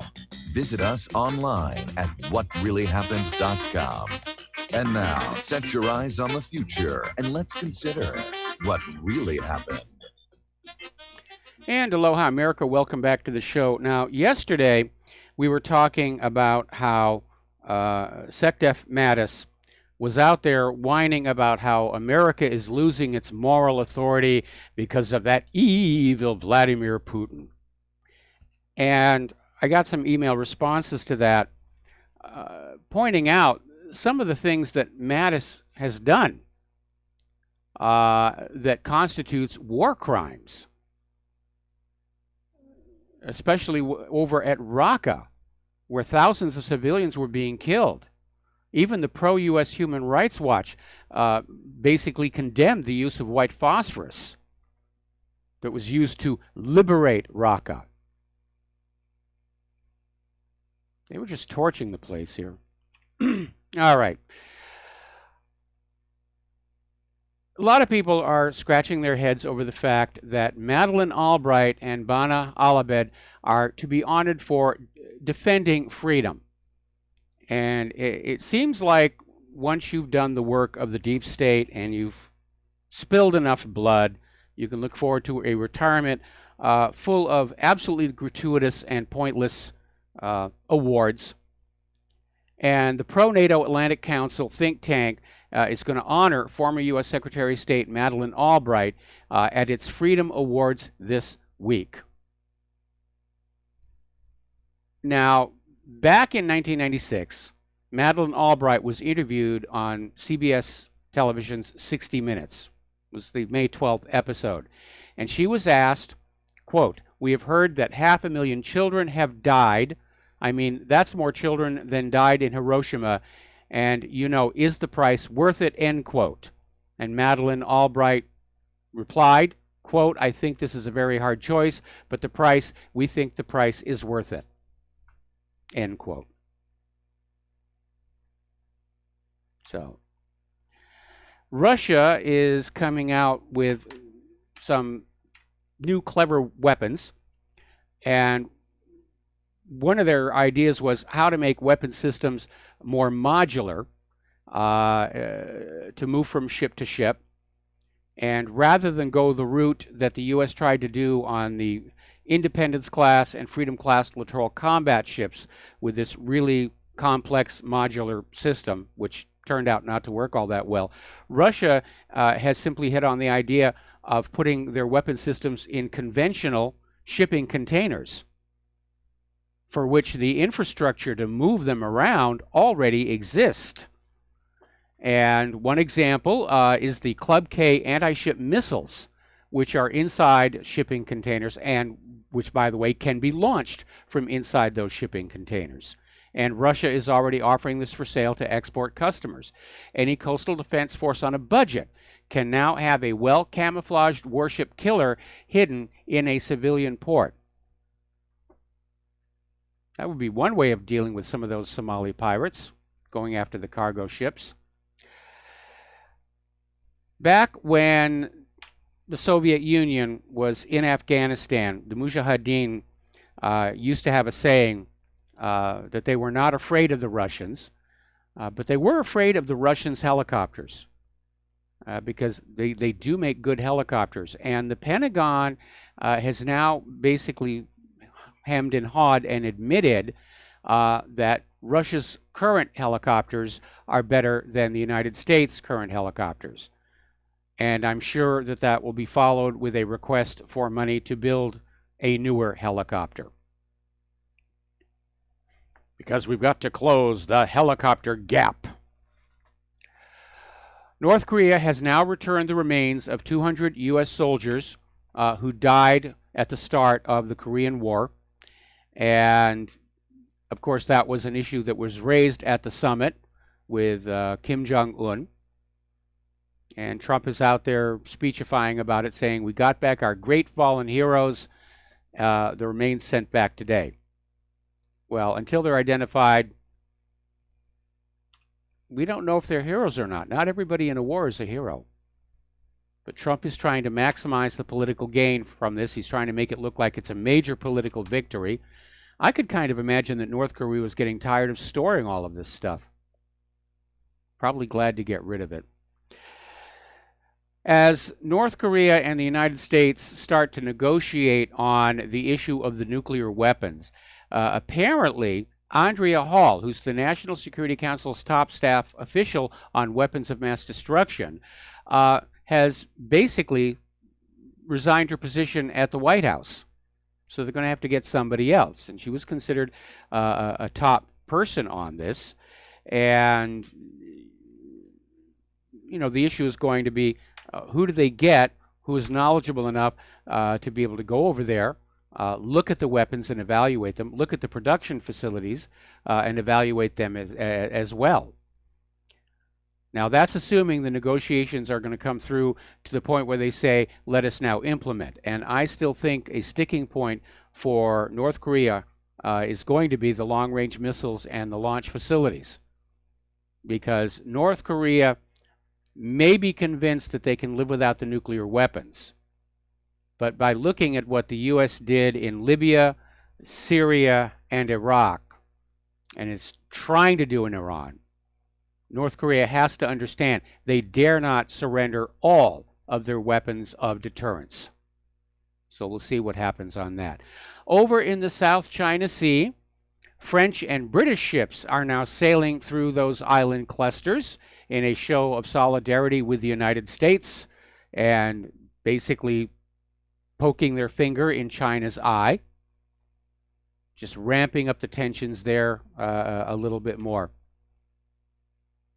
So let's talk about our domestic politics here. There's a lot going on here. And over at Robert Mueller's investigation, he's in a kettle of trouble with these indictments against these Russian companies, which he just thought they'd go to court, the Russians wouldn't show up, he'd get a default judgment, that would be the end of the story. And attorneys for one of the Russian companies, Concord Management, have come on into court and begun the process of discovery. Now, discovery means that prosecutors are obligated to share with defense lawyers all of the actual evidence in a case. And ever since the Concord Management lawyers showed up, Robert Mueller's lawyers have been trying to stonewall. They even tried to get the judge to issue this ridiculous blanket cover saying, no, we don't have to share what we've got, which violates the whole principle of discovery. And it's beginning to look more and more like Mueller didn't actually have a case. He just found a bunch of Russian companies and said they were running troll farms to help Donald Trump during the election. There's the proof of the Trump-Russia collusion. And now he's stuck. If he proceeds on the case, the judge is going to realize there's no case there, and he's going to throw it out of court.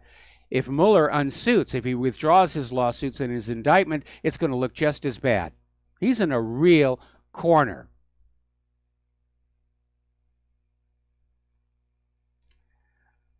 Now, over at the National Enquirer, federal authorities have subpoenaed the publisher, and they're asking for records related to a $150,000 payment to a former Playboy model for the rights to her story alleging an affair with Donald Trump.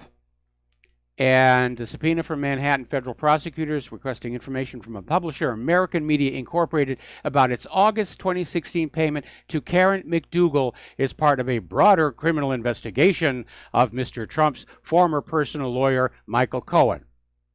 I don't see how that would be germane, but we'll have to take a look at that. But again, they're back digging in the gutter, trying to find something that they can use to tarnish Donald Trump.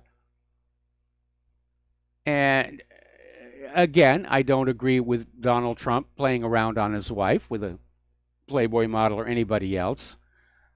But it really is irrelevant. It doesn't affect my life, as opposed to things like Trump's policies on immigration and certainly the wars and the economy. So let us stay focused.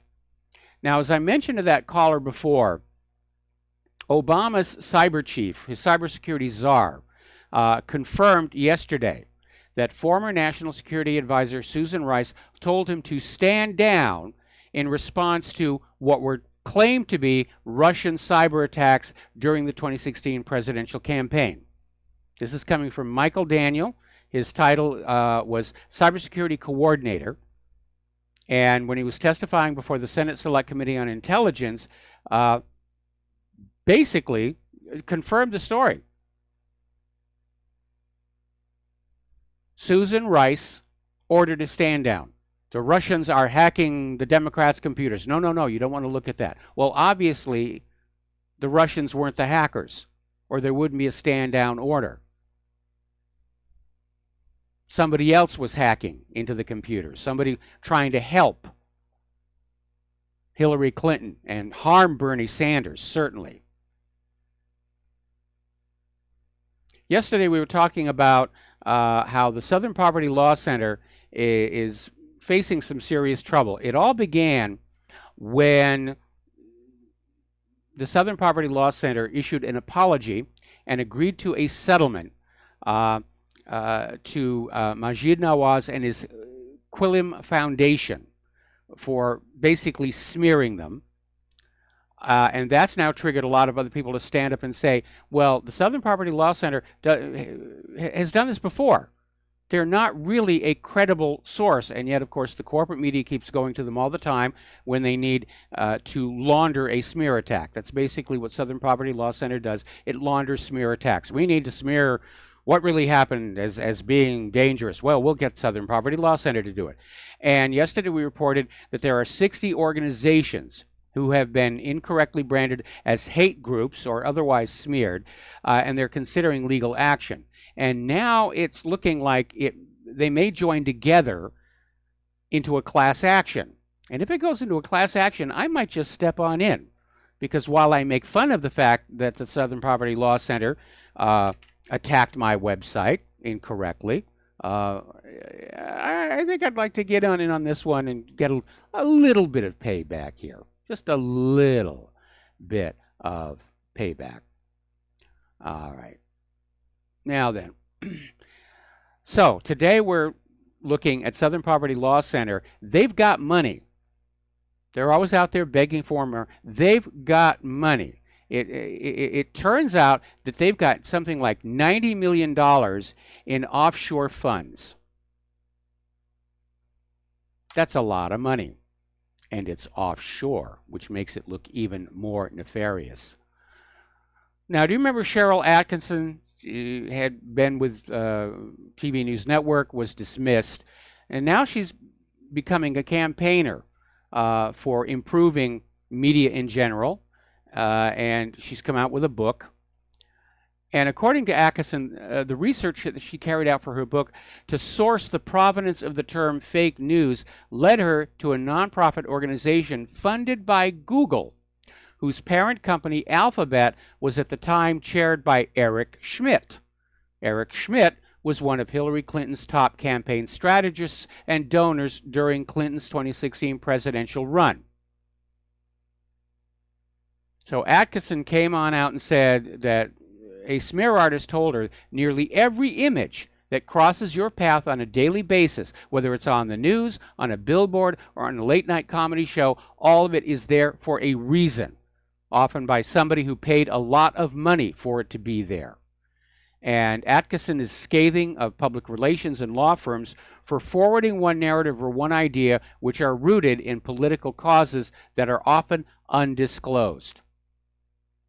She said, right now, the smear industry is a multi-billion-dollar industry that targets personalities or organizations with dissenting voices that the establishment wishes to shut down. So lying for the government is big, big business. Another criticism coming from FFF.org is the pro-war media deserve criticism and not sainthood.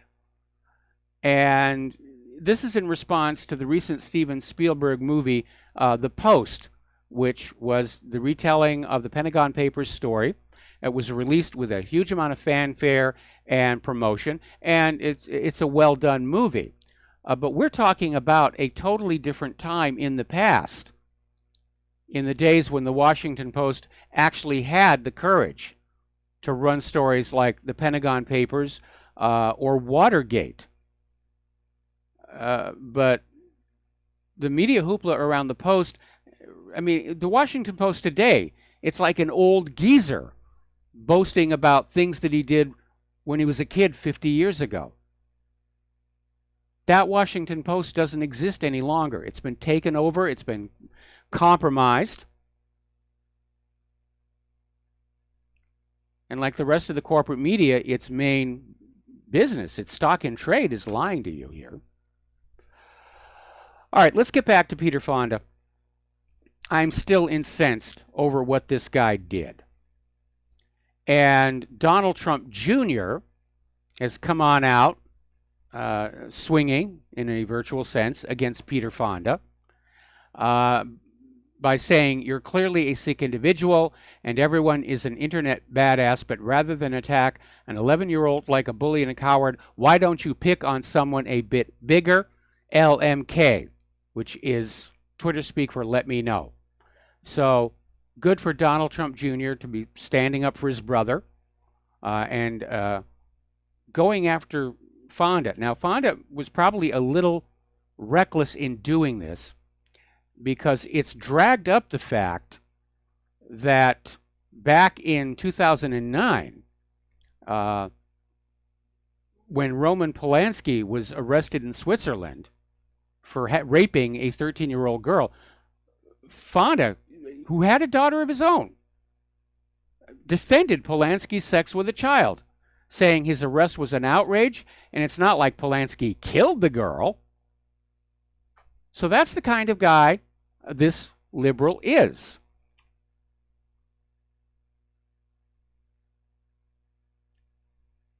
So apparently Fonda was out there saying we should have been celebrating the arrest of Osama bin Laden and not the arrest of Polanski. And normally I don't do entertainment news here, but Fonda has really annoyed me. All right, we'll be right back after these few words.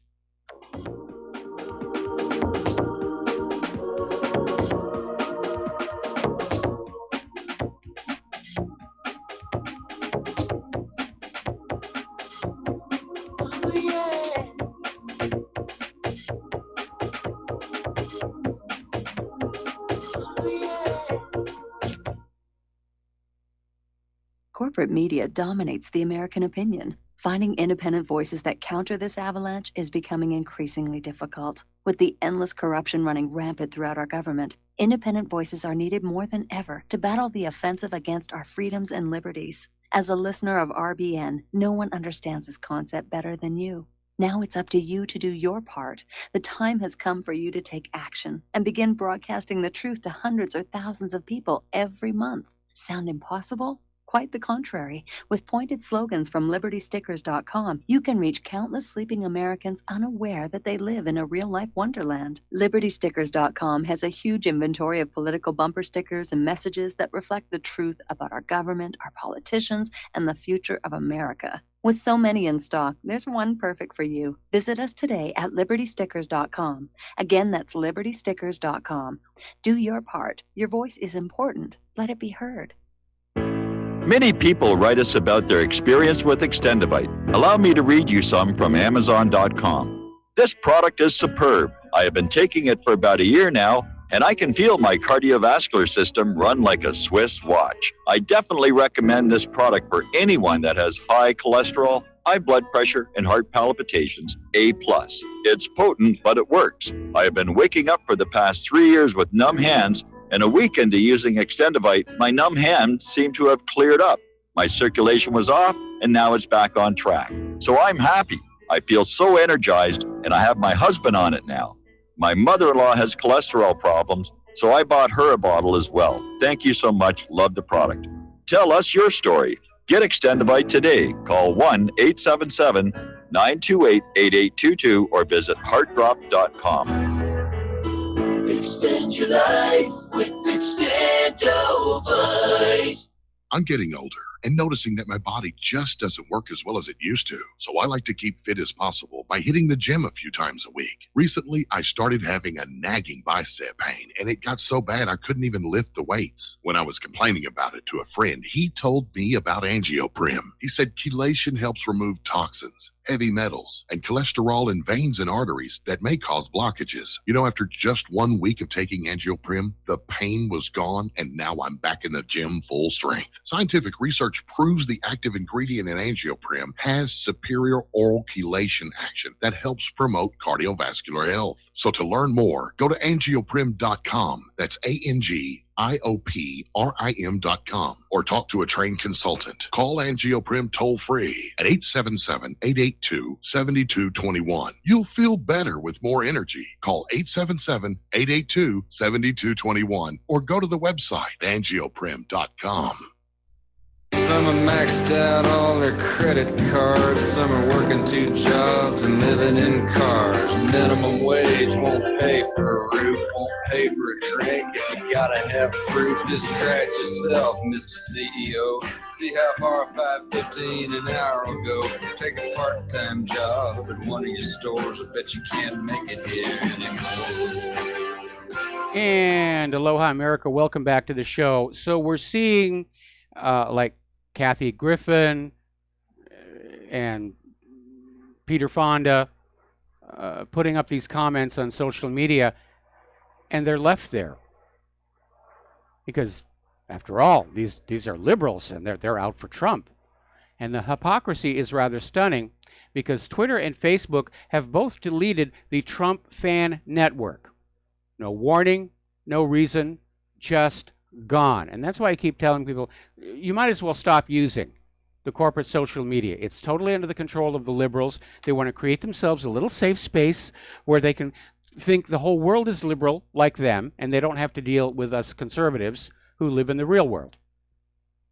Now, speaking of corporate media and yellow journalism, GQ magazine did an interview with Donald Trump Jr. and basically asked him if he ever wanted to have sex with his mother, which is on the same level as have you stopped beating your wife. Now, the person who wrote this, Julia, I think that's Lafay, she was fired a little over a year ago from Politico for making similarly prurient accusations against the First Family, suggesting that President Trump was having sex with his daughter Ivanka. And after being fired over that, she joined the Atlantic staff, and she also writes for other publications, including GQ magazine.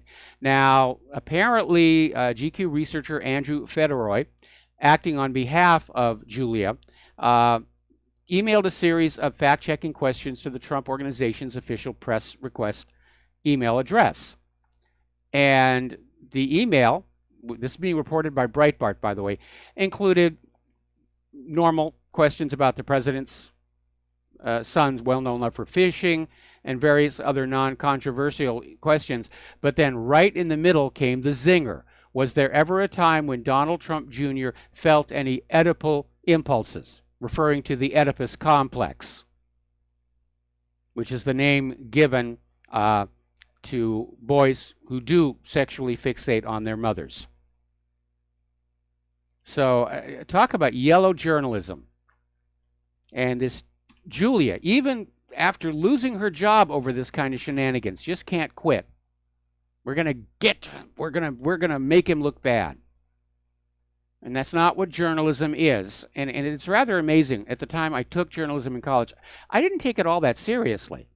I mean, I did the work, I did the reporting, and but I look back on that, and I look at what passes for journalism today, and it's clearly mutated. I remember when the Second Iraq War was underway, and there were protests in the streets, and the news crew for the local NBC affiliate basically drove up and parked right next to our anti-war demonstration, walked through our anti-war demonstration without stopping to get to the pro-war demonstration on the other side. Did their story, came on back, again, walked right past the anti-war demonstration, didn't stop, got in the van and drove away. That's not how you provide news to the public. We're going to take a break for station identification, and we will be right back.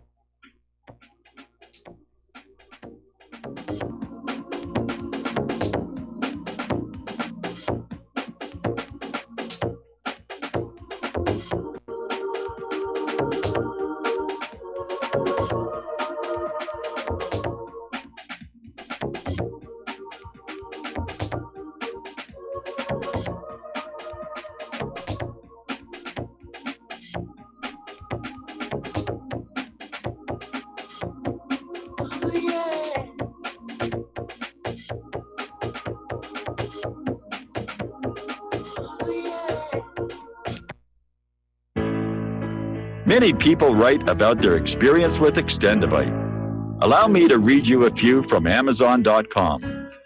My wife and I both use Extendivite and are very pleased with the results. It has helped to stabilize our blood pressure and to make both of us feel healthier. Good product and good buy. So far, so good. I've been taking Extendivite 3 times a day, only a short while now, but already I've noticed the circulation in my hands and feet improving. They tingle. I like the idea of taking something herbal rather than pills. I take Extendivite 3 times a day, every day. I think this supplement has helped with my increased fitness regime and to lower my blood pressure. Tell us your story. Get Extendivite today. Call 1-877-928-8822 or visit heartdrop.com. Extend your life with Extendovite. You're listening to the Republic Broadcasting Network because you can handle the truth.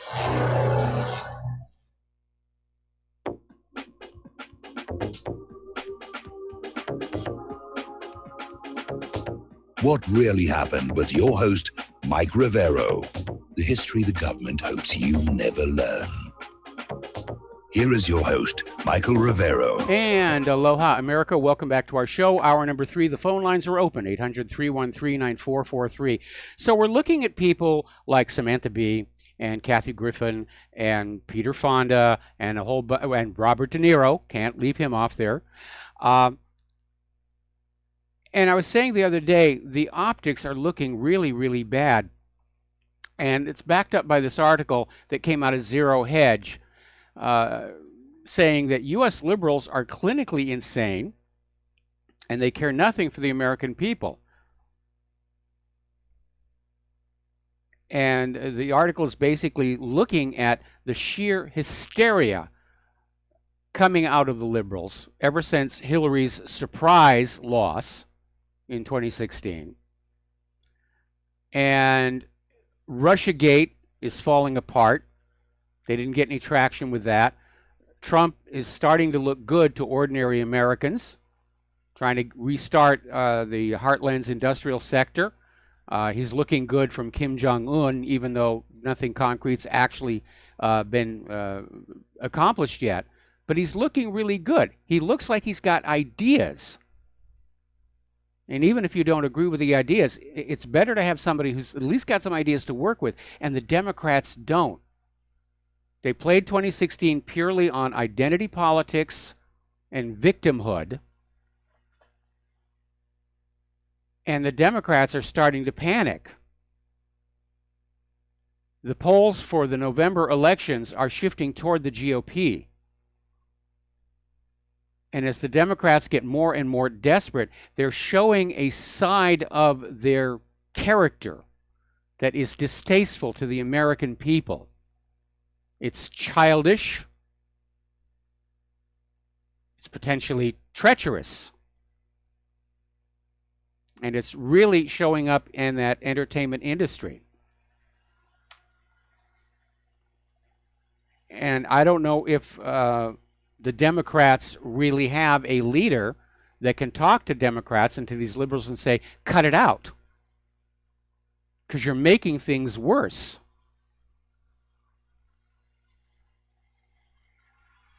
Now, this is a very alarming story. It came out of Reason.com. The American Civil Liberties Union, apparently, according to a leaked internal memo, is considering pulling back on the issue of free speech. And according to this memo, they're saying our defense of speech may have a greater or lesser harmful impact on the equality and justice work to which we are also committed. Now, this was a supposedly confidential memo obtained by former board member Wendy Kaminer. Now, this is a cowardly retreat from the ACLU's historical defense of the First Amendment. And it shows that the ACLU is now becoming politically correct. Yes, you can have freedom of speech. You just can't talk about this, and you can't talk about that, and you can't talk about those, and you can't talk about this over here. Well, that's not freedom of speech. That's permitted speech. And I'm rather surprised to see the ACLU even considering going down this road of saying that free speech can be blocked and suspended in certain cases. All right, apparently Donald Trump is heading to Great Britain next month and will meet with Queen Elizabeth. They're describing it as very symbolic. And apparently this is happening despite the royal family's very chilly attitude toward Trump. And I'm not sure where that's coming from. Great Britain is going populist and nationalist despite the efforts of the government. I don't know, maybe Queen Elizabeth wants to stay hooked up to Europe. But Trump is going to go there and meet with her and be very gracious about it. Oh, and here's another one. This is from TruePundit.com. There is a Canadian comedy writer. He's got a Hollywood resume. Apparently, he's living in Hollywood right now. It's called Pat Desault. And Desault tweeted out yesterday a tweet declaring that he and others were coming for baby Chloe, the granddaughter. Yeah, and liberals insist we conservative gun owners are the dangerous ones. I hope the Secret Service gets this guy. I mean, yes, Trump is a disappointment, but you don't go after the kids. You don't threaten the kids. You don't behave like this. This kind of behavior is thugism. This is what the brown shirts used to do in Nazi Germany. It's un-American to behave like that. Just stop it now. All right, let's talk about the economic news here. I'm a little late getting to it because of all the other stuff going on here. It was a bad day on the Dow. The Dow ended 196 down. The markets were all in the red. This is continuing an unending series of red days, although yesterday the NASDAQ and S&P were up a little bit, but they're heavily in the red today. We're going to do a shout out now to our Honor affiliates who are just now rejoining the network. India and Russia are going to join China in the currency and trade war. And some analysts are attempting to basically blame them for the declining stock market and say it's all their fault. It's economic war. I have a somewhat different look on that. And I'm trying to figure this out, why the stock market would be going down in a trade war. Because the whole point of the trade war is to stimulate American companies to start making products for American consumption. And I would think that investors would be basically buying stock in those American manufacturers. And that should be pushing the market up.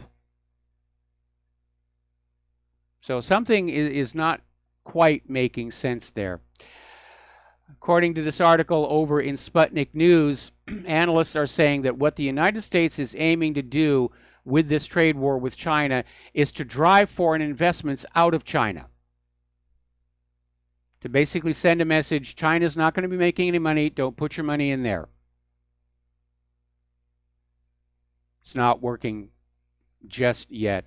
Meanwhile, Russia has bought another 600,000 ounces of gold. Well, actually, they did that in May after dumping half of their U.S. treasuries in April. And, of course, they just dumped another huge bunch of treasuries just a short while ago, and probably they're going to put that into gold as well. And that's a very, very smart thing to do.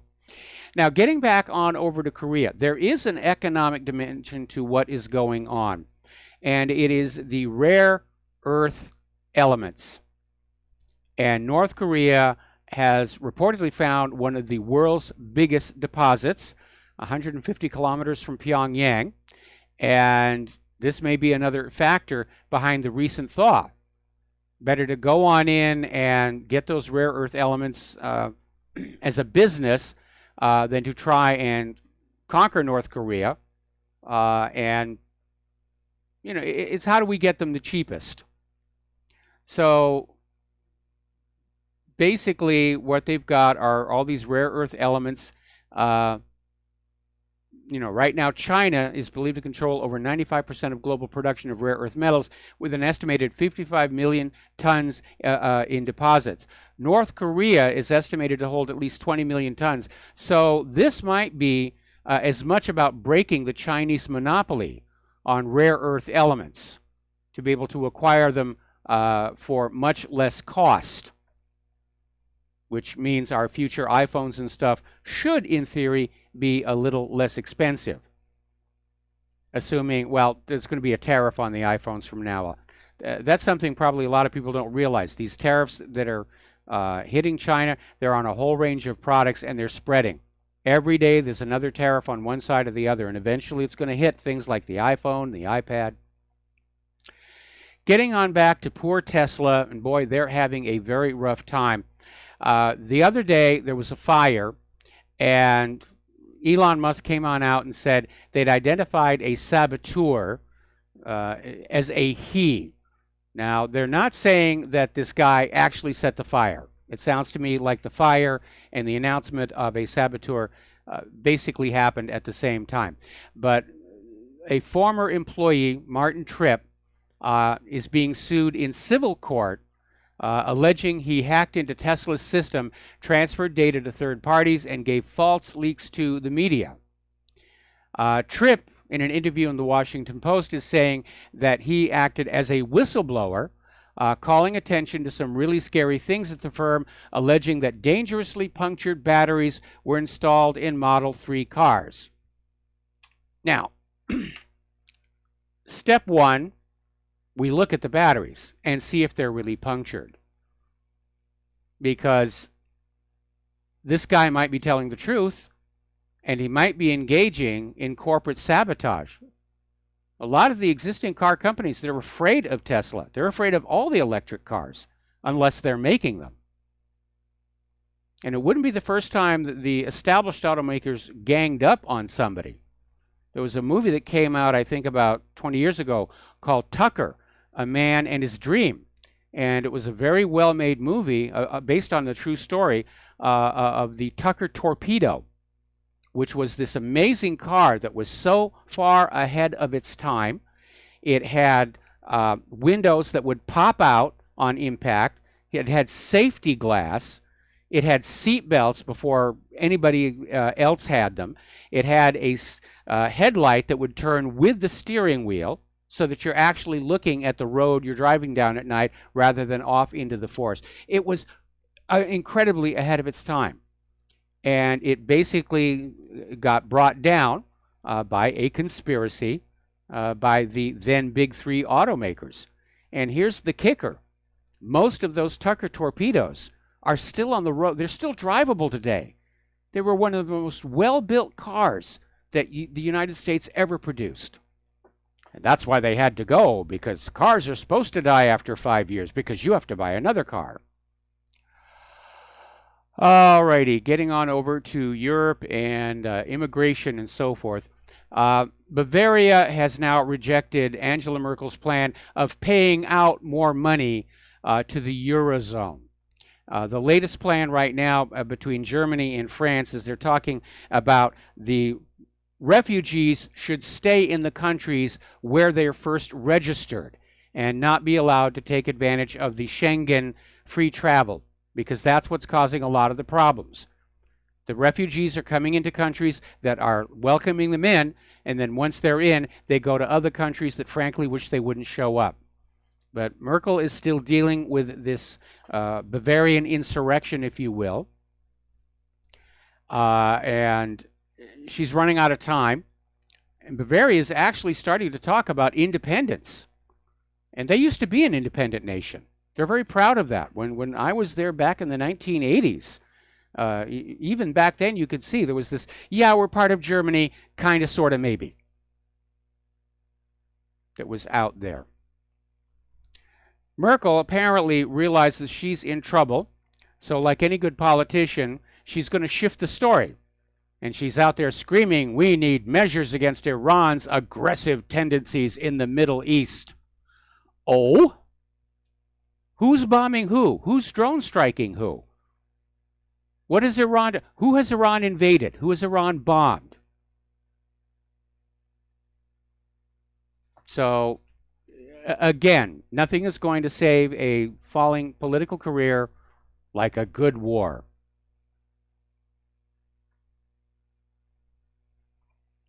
Okay. The House of Lords, we did mention this yesterday, they have finally passed Britain's new version of the Brexit bill that does basically lay out the path for a smooth Brexit. And that is basically it. This ends months of parliamentary debate on the issue and last-ditch efforts to get Parliament to have a final veto. And the House of Lords approved the bill by a simple majority. So it's a done deal. Brexit is happening, and all of George Soros's horses and all of George Soros's men are not going to be able to put the EU back together again. Over in Italy, they have voted in, as you know, a populist government in response to the refugee crisis. It's caused a lot of damage in their country, a lot of economic harm, and they voted in this populist government that basically are adopting policies that overturn the post-war European order. Not just being anti-EU and anti-refugee, but basically pulling on out from a lot of other sort of accepted, established relationships. And Italy's austerity measures, which have been imposed on the Italian people, have pushed a lot of the Italians right down into poverty, with poverty rate doubling over the course of just the last decade. And the fact that Italy, being one of the southern European countries, was taking the brunt of the refugees coming on in. So I'm not surprised they voted in a populist government. And I know up at the Bilderberg conference, that is a main topic of their discussions. Oh my goodness, the people are actually standing up and they're voting, and they're voting in for nationalists. Ooh, horrible nationalists. And we're starting to see literally a war between the globalists and the nationalists break into public view. And it's probably going to get very intense. The nationalists just want to be left alone. Just go away. That's all I want. The globalists have been building for this for decades. And they're feeling like they're so close to it right now. And I don't think they're ready to give up just yet. Now, there's an article over in Diversity Macht Frei, which basically is saying that throughout the ages in the past, we've seen the Jewish people collaborating with Muslims and Asiatics against Christians and Europeans and celebrating their victories over them. And they're seeing a recurring pattern where apparently certain Jewish organizations and rabbis are out there celebrating that Europe is becoming less and less Christian. It's a new Muslim conquest of London. Huzzah, huzzah, huzzah, huzzah. Now, do you remember when Italy rejected that boat of 600 refugees and said, we can't let them in. We don't have the room. We don't have the supply. If we let them in, there'll be another boat the next day. And finally, Spain was convinced to take the boat in. Well, guess what happened? In order to provide accommodation for the boat migrants, students have been kicked out of their dormitories at the Florida de Alicante University. Now, they're paying 750 euros a month for these dorms. They've been told to just find someplace else to go because the boat people are going to get these rooms. This is, I should point out, when finals are taking place in the universities, when these students need undisturbed focus time to study to get the best possible grades. So this is a double whammy. Not only are they losing their home, their studying for the finals has been disrupted. It's going to have a negative impact. And I don't know about you, but I'm really getting kind of fed up with all of these liberal globalist governments who are willing to just put the needs of these refugees and illegal immigrants above the needs of their own people. They're willing to harm their own people, disrupt their lives so they can go along with this liberal fantasy land. Open your eyes, people. Take a look at what's happening across Europe. Take a look at what's happening in your own backyards here in the United States of America. The country is going down. All right, we're going to take another break for commercials, and we'll be right back.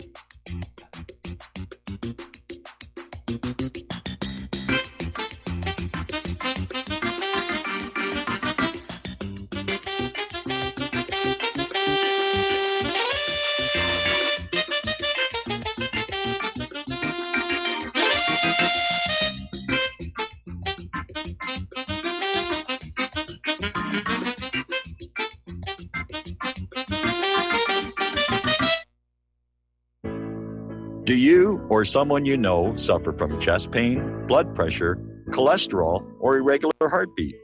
Are you looking for a more natural solution to overcome these health challenges? You hear the ads all the time. If this stuff's so good, why doesn't my doctor prescribe it? That's easy. Doctors are not trained in natural medicine. Extendivite Heart Tonic does want you to be as healthy as you can be, and it really works. Take Extendivite for 6 months and your doctor will say, I don't know what you're doing, but don't stop. It's working for you. Get the dependability of Extendivite. Just see how you feel in 6 months. A 2-month supply of either capsules or liquid is only $69.95 plus shipping and handling. Call 1-877-928-8822. That's 1-877-928-8822 or visit heartdrop.com. Extend your life with Extendovite. Folks, we're living in a world the likes of which we've never perceived any clearer than we do now. The plan for global governance has been in the works for generations and would have likely been achieved by now, but for the fact that the globalists left open their Achilles heel. With all their tools, Federal Reserve System, fiat currency, no child left behind, and then Common Core education introduced to our schools to dumb us down, vaccines, pharmaceuticals to lobotomize us, GMO foods, insertion of compromised or bought and paid for politicians, judges, mainstream media propaganda, all pieced together like a puzzle designed to ultimately bring the world under submission. But with all their strategy, they forgot one thing: knowledge. And knowledge is power. With knowledge, their bombardment is nullified. Folks, with that, as brilliant and knowledgeable as you've become, among the wisest audience of any radio audience in the world, and you are, I want you to take a moment to reflect and ask yourself, how much of that knowledge did I obtain from Republic Broadcasting Network? How high has my consciousness been raised since I've been a listener? How fast am I now able to discriminate truth from fake news by being a Republic Broadcasting listener?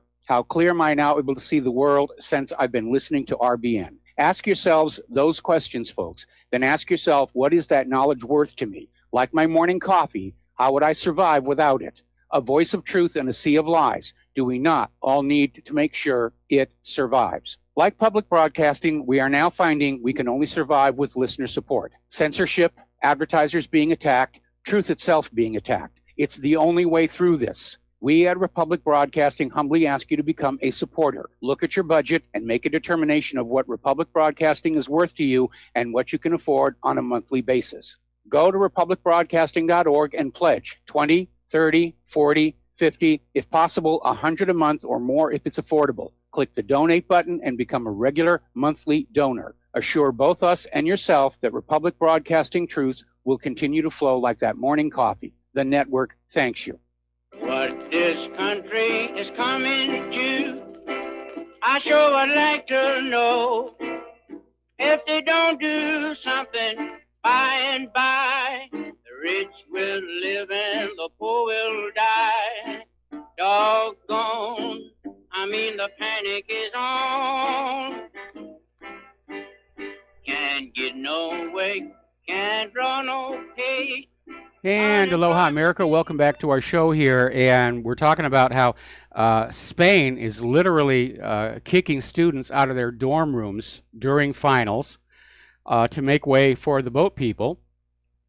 And to add insult to injury, Italy is now demanding that Spain take in the next 4 migrant boats. All right, let's take a phone call here from Dave in Missouri. Aloha, Dave. Welcome to the show. What's on your mind? Howdy, Mike. Hope you're having a blessed day today. Yep. Dude, it's just the insanity, man. I was pretty upset when this IG report come out, which was such an obvious whitewash. But what we have got into now is that they are so steeped in criminality, they being the Justice Department, the Obama feds, the DNC, so steeped in criminality and fraud that even their whitewash exposes who they are. Exposes that Hillary didn't get a proper investigation. She was cut breaks you and I would never get. It was absolutely subverted by the brass that she got a proper investigation. And that the FBI was so totally biased against Trump. All of that is coming out in the light of day in this IG whitewash.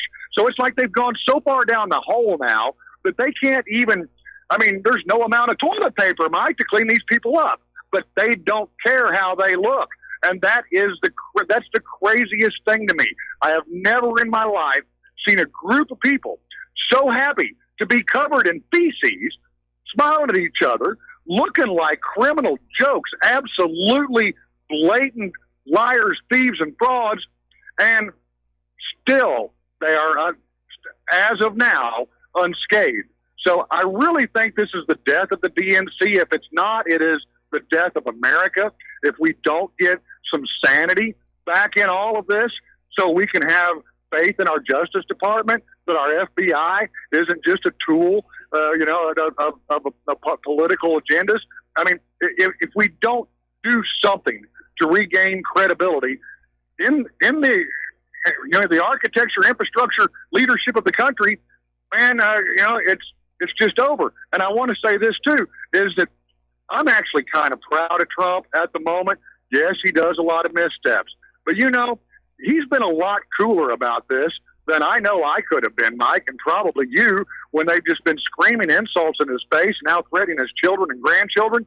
I mean, how would you act?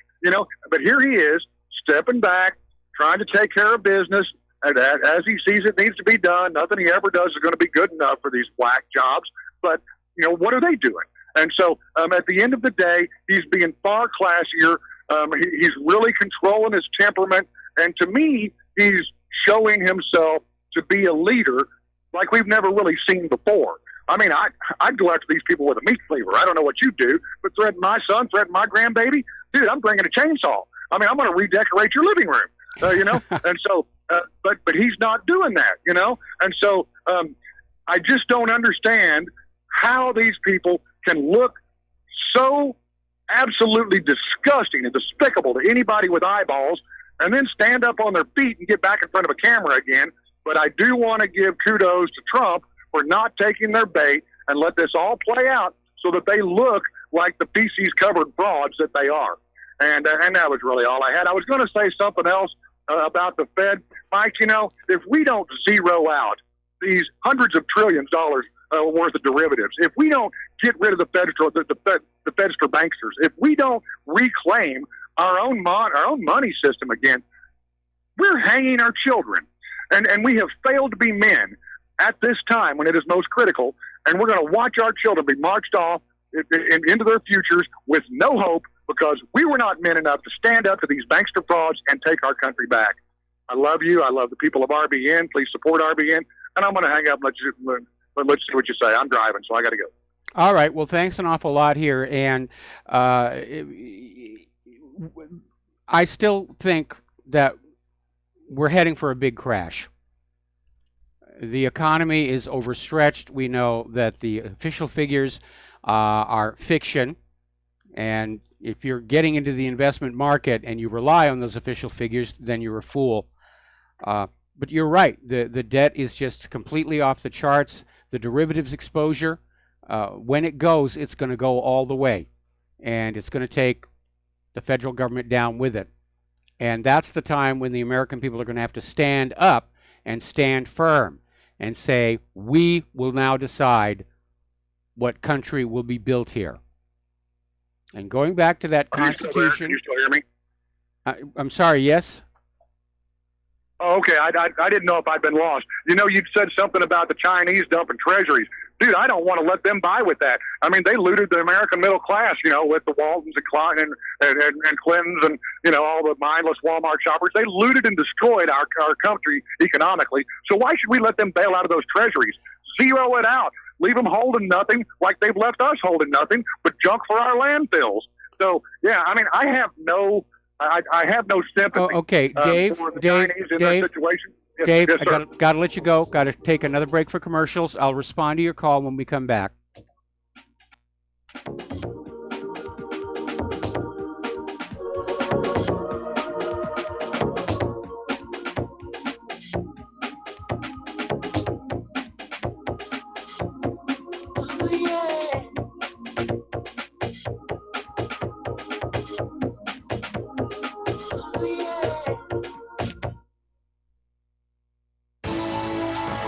You are tuned in to the Republic Broadcasting Network. Visit our website by going to republicbroadcasting.org.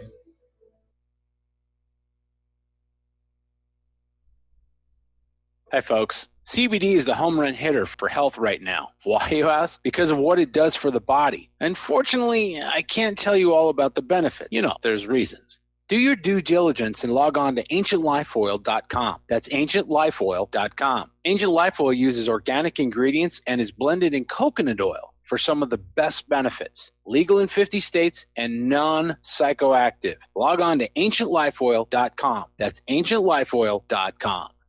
Do you worry a lot? Whether you're a college student, busy professional, parent, or grandparent, ongoing stress and elevated levels of the stress hormone cortisol can rob your memory, your health, and your future. Now you can combat the effects of stress and anxiety while improving your memory and recall at the same time with the dietary supplement Calm and Clever. Studies show that the ingredients in Calm and Clever reduce cortisol by as much as 30% in 1 to 2 weeks. Call 1-800-758-8746 or calmandclever.com. Did you know that neither the American Medical Association nor the American Bar Association were established to benefit the American people? Have you recognized that in our country, healthcare has little to do with health, and that our court system has nothing to do with justice? The priests of both medicine and law have been incentivized to implement a dark agenda on behalf of the Bilderbergers and their ilk. To protect ourselves and our progeny, we need to take a much closer look at how these two giant industries really work. Join me, Al Whitney, on In Defense of Humanity, Saturdays at 7 p.m. Central, as we expose the matrix and learn how not to consent to our own destruction. Many people write us about their experience with Extendivite. Allow me to read you one from Amazon.com. I just wanted you to know I saw my doctor and I laughed because he said, "I don't know what you're doing, but keep doing it." I have been taking Extendivite. I had borderline high blood pressure, heart flutter, high cholesterol. I changed my diet and included Extendivite with an amazing turnaround for the better. A few months later, I had a doctor's appointment and took a stress test. I passed. No heart flutter, blood pressure was perfect. My doctor even took me off my medicine. I thank you truly from the bottom of my heart. This stuff works, and I'm so grateful for Extendivite. Thank you, Justin G. Tell us your story. Get Extendivite today. Call 1-877-928-8822 or visit heartdrop.com. Extend your life with Extendovite. If you got the money, honey, we got the bombs. We'll plant them anywhere you like and blow up anyone. Whip this world into a frenzy, killing babies, dads, and moms. If you got the money, honey, we got the bombs.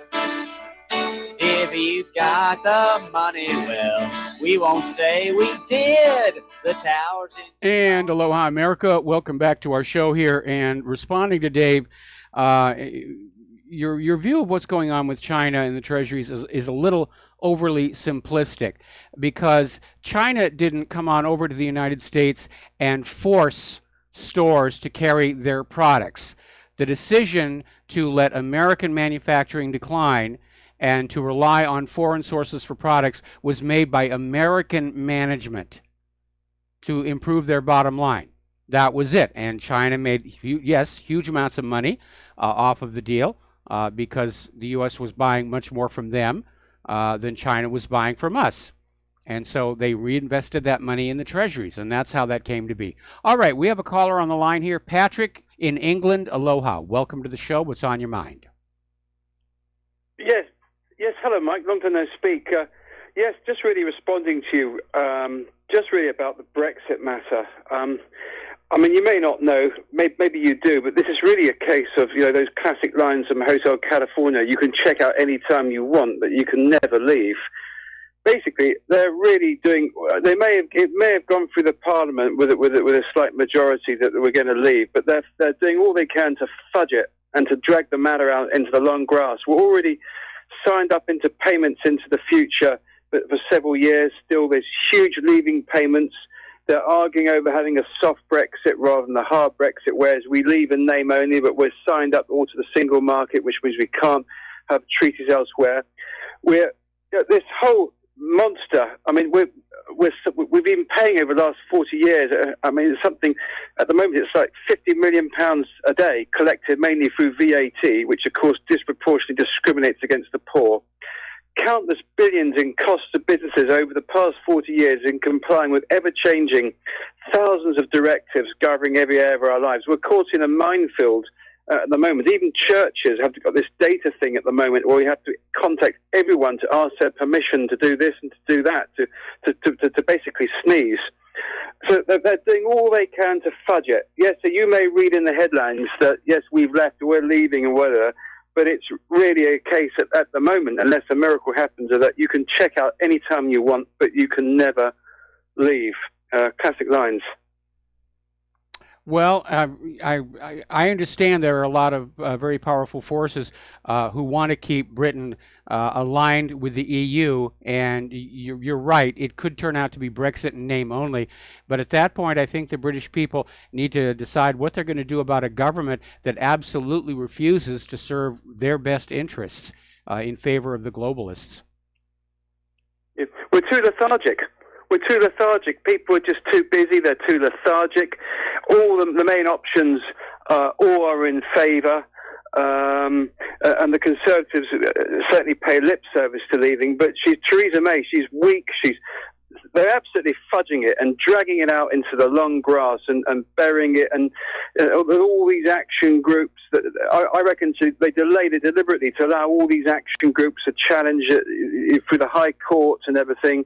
And we voted for this 2 years ago, and we did not vote to have soft Brexit, hard Brexit. We voted to leave the European Union. And everyone, all the commentators at the time, spoke and said, yes, that means we are leaving everything to do with it. We go back to pre-1972 when we weren't in the common market or anything. We had a clean leave, and that's basically what it means. That's what we voted for, and we've gradually watched this whole thing morph into this absolute monster. It's set up on the Soviet model, like with its council of ministers, with its commission and its executive. It's a kind of Soviet type of model. There's no democracy. There's no true say. You can't get rid of the commission.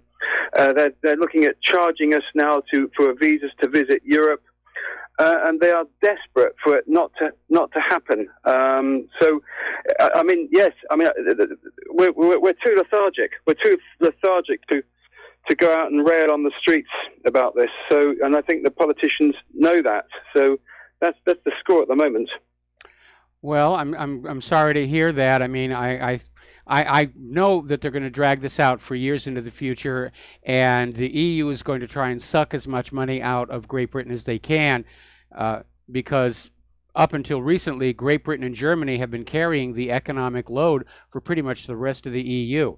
And once Britain stops sending that money, I'm pretty sure the people of Germany aren't going to want to carry that entire load themselves.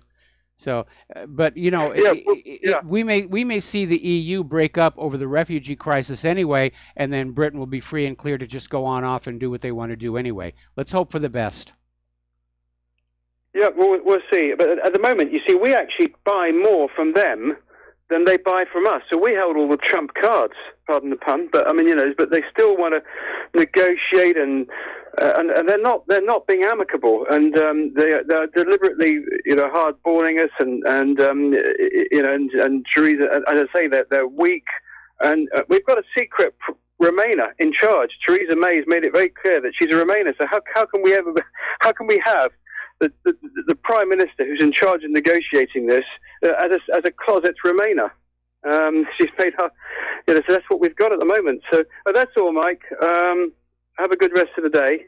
All right. Well, thank you very much for the phone call, and good luck getting free of the globalists, which is really what it's coming on down to. It's a war between nationalism and globalism, and I'm on the side of nationalism, which means I'll probably get emails saying, "Ooh, you're a Nazi." I get those all the time anyway. So basically, we're looking at next week's EU summit. and they're trying to find a common EU asylum policy before the summit. A lot of people are saying that would pretty much take a miracle. Merkel is out there trying to find bilateral solutions. That's no easy task, and if she comes up short, her coalition falls apart, she is out of a job. Now, there's this article that came out of The Guardian. Europe's Democrats must unite to prevent a far-right takeover. Apparently, in Europe, the left wing are the, well, anyway. But basically, the globalists are panicking. And they're out there saying we have to stop this rush toward populism and nationalism, which we know is coming out of the Bilderbergers. All right, we're going to take another phone call. We've got Martin in California. Aloha. Welcome to the show. What's on your mind? Oh, hi, Mike. I just first want to say I've been following you on your website since maybe 2003, 2004, and been listening to your show back when you were on RBN on Saturdays. So I've been listening to you for a long time. And, I love the way you do web aggregation, I think is a word, for pulling together all these news stories and just really getting me informed without having to go to a bunch of different places. I definitely support you. But I don't agree with everything of your opinions. And the issue I wanted to talk to you about is tariffs today. Okay. I do support tariffs, or at least threatening to impose tariffs. And here's why. Today I'm traveling, so I picked up a USA Today paper, and it's mostly all anti-Trump.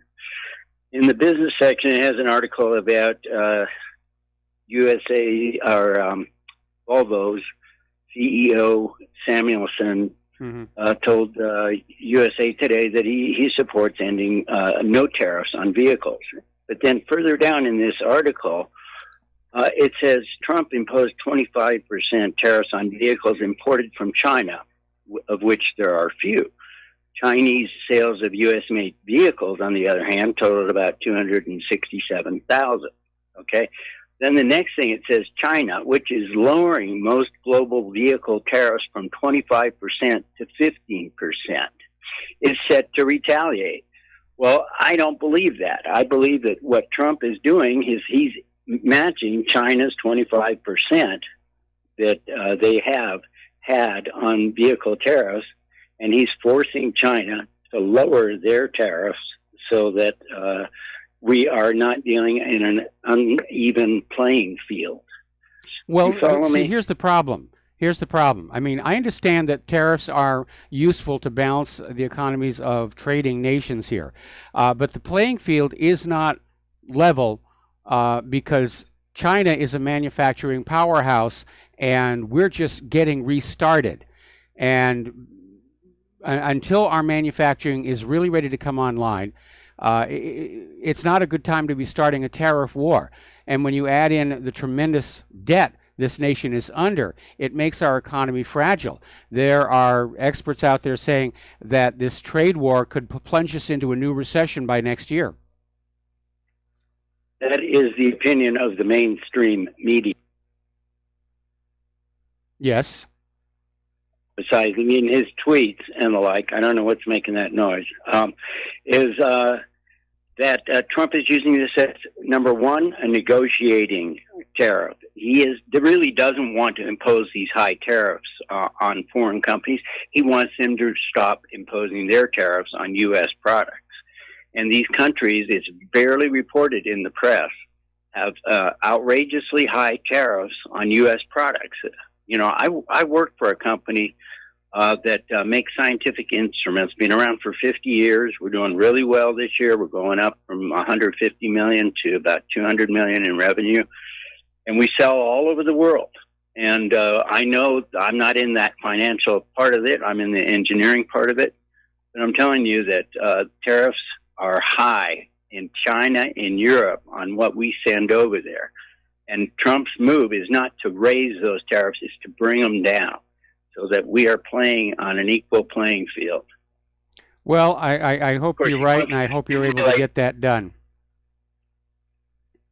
Yeah. Yeah, I really do too. I know he's got the deck stacked against him, like all of his policies. He's also seems to be doing some miscalculations. I think he's miscalculated on some of this stuff. But time will solve that mystery. Anyway, we're running out of time. So, Martin, I'm going to let you go because we've got other callers waiting on the line. All right. Thanks, Mike. All right. Have a good day. Frank in Utah. Aloha, Frank. Welcome to the show. What's on your mind? Aloha, buddy. How you doing today? Doing fine. Oh, awesome. Hey, I only got a couple things to say. Actually, just probably one. You know what? It's kind of irritating to me that, we live in a system. We talk about making everybody free, but we're not free ourselves. Mm-hmm. You know what? And, yeah. So, you know what? My car ain't free. I have a vehicle that's paid for, but yet every year I have to go around and pay for, some crap that I have to pay to the state. It's my property tax.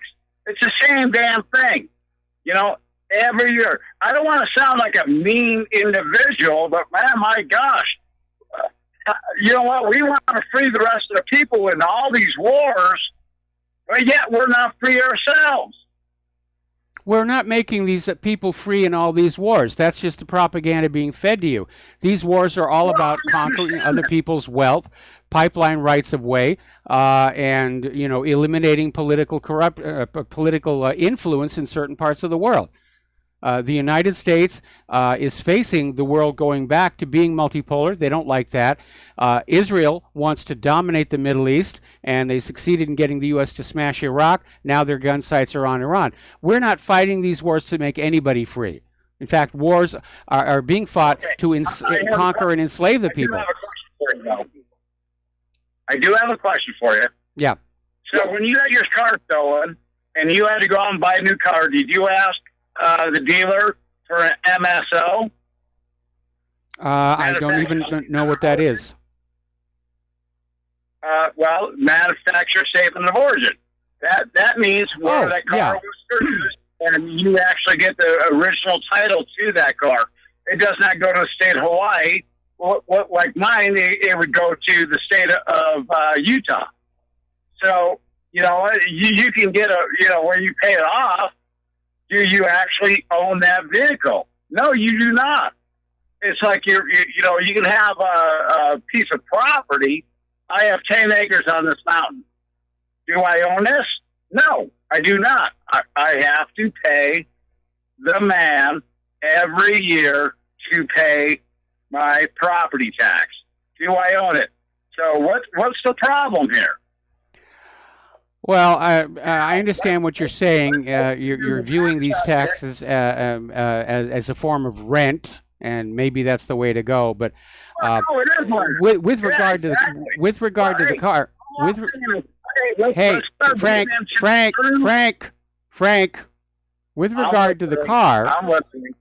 with regard to my car, which is paid for, the cost of the rent, meaning the registration fee, is relatively small, and I'm not going to start screaming hysterically about that.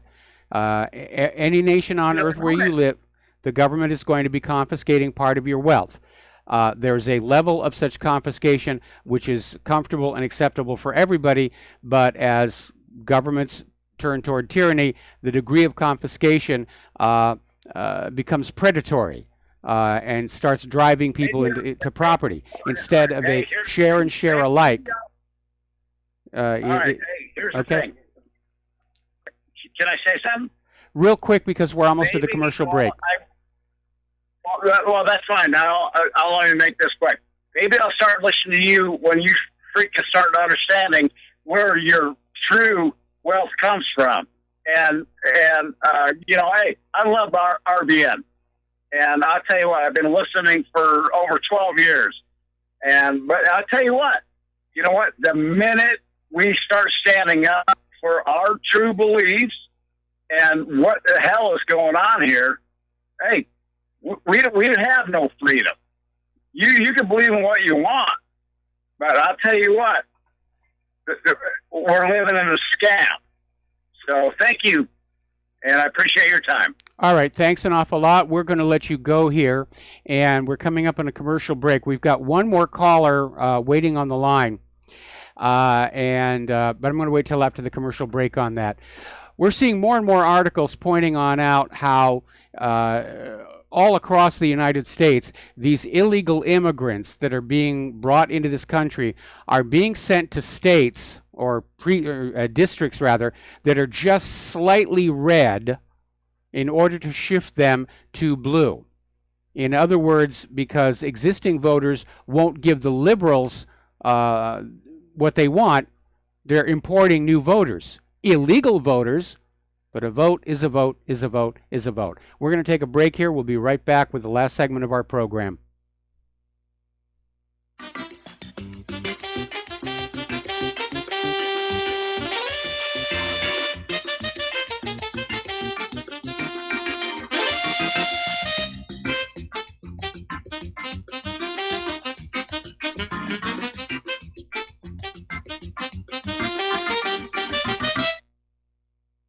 Homeowners, are you in foreclosure, expecting to be served with a foreclosure lawsuit, or suspect your lender has coerced you into an illegal mortgage transaction?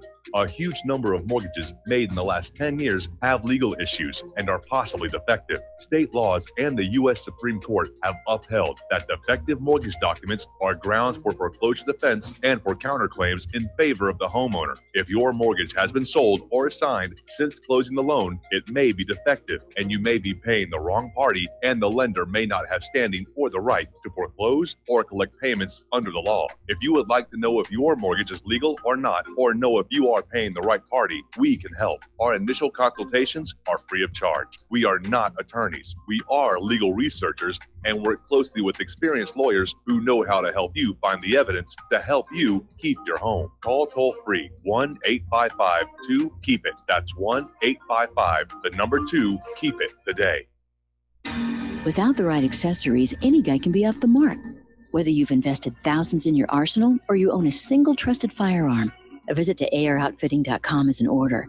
It's one of the finest online selections of tactical optics and AR parts and add-ons, like EOTech, quick target acquisition with no peripheral loss. Browse the full range of Nikon scopes and binoculars. AROutfitting.com can illuminate your world with Streamlight gun-mounted lights from keychain to large handhelds up to 1,100 lumens. Find some stability with Battenfield tactical bipods. AirOutfitting.com has CMMG gun parts, barrels, assemblies, handguards, part kits, and more. Plus mag-full clips and magazines. I know I've got you excited, so take a breath. Head to AirOutfitting.com. The site's super easy to navigate and features a ton of technical info, including links to manuals. We also welcome vendor and manufacturer inquiries. Remember, if you don't see it, we can get it at AROutfitting.com.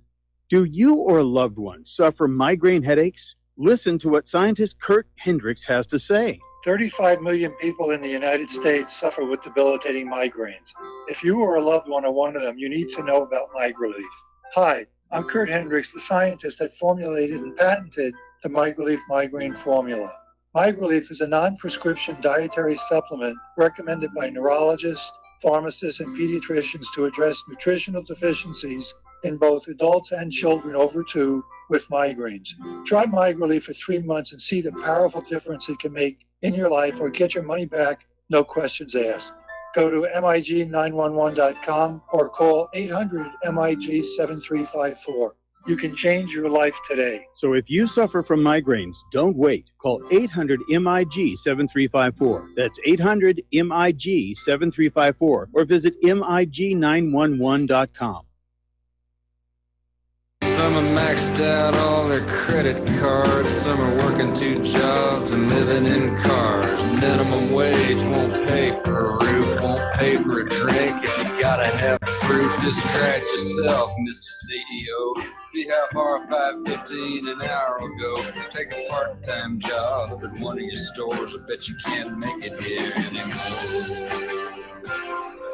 And aloha, America. Welcome back to our show, last segment of our program today here, and we're going to take one more phone call. Joe in Alaska. Aloha, Joe. Welcome to the show. What's on your mind? Aloha. I've spent over half of my 62 years on this planet in Alaska, and there's been no love lost between me and Senator Ted Stevens. But I've always heard about this special relationship between Alaska and Hawaii. And I'm wondering how you interpret that. I assume it has something to do with Daniel Inouye. He was a Democrat, was he not? Yeah, I believe he was, yes. But I think the special relationship is because we were the last two states added to the Union, and we were added at the same time because nobody could work out a flag design with 49 stars. Okay, well, I had kind of considered that it had more to do with the military, which we're both on the frontier in that regard. Yes. And I thought it strange, this latest revelation that Stevens and Inouye and Reed in Nevada got $22 million to study anomalous aerospace threats. Back in, I'm not sure how long ago it was, but well, it has to be a while because Inouye passed away a while back. Well, yeah. I'm not sure. Well, Stevens passed away not too long ago, also. Okay. And I'm thinking, now that those two out of the way, and Harry Reid's the only one left, suddenly we find out that this goes back to balloons all over again. The $22 million apparently went to Bob Bigelow building space balloons or something, but that's not what Tom DeLonge is saying. He's saying that they're studying UFOs. Well, there's a lot of stuff out there, and it could be a cover story for something else. I mean, generally when they have a project like that, there'll be an outside cover story to get people looking in the wrong way. If you go back and you look at the history of black aircraft development in the United States, you will find out that anytime there was an aircraft that had hit the testing phase, there'd always be a movie about UFOs or a TV series about space aliens, so that if anybody happened to see the test aircraft up there in the sky, they would leap to the conclusion they were seeing a UFO, and they'd go tell everybody, I saw a flying saucer, and they would be ignored. Including by possible foreign agents in our country. And what they wouldn't do is look at that little hangar out at the end of that seemingly abandoned airstrip out in the middle of the desert. So there's a lot of that going on. Anyway, listen, Joe, I got to let you go. The music is playing, so stay tuned for John Stadmiller. I'm sure he's got a lot of stuff to share with you. Please share what you learn here with everyone that you know. And again, don't even waste your time with social media. It's being totally filtered. We have to identify some better social media for us all to use together to bring our network, our community back together in a place where freedom of speech is still respected. So we'll be back here tomorrow, and Aloha America.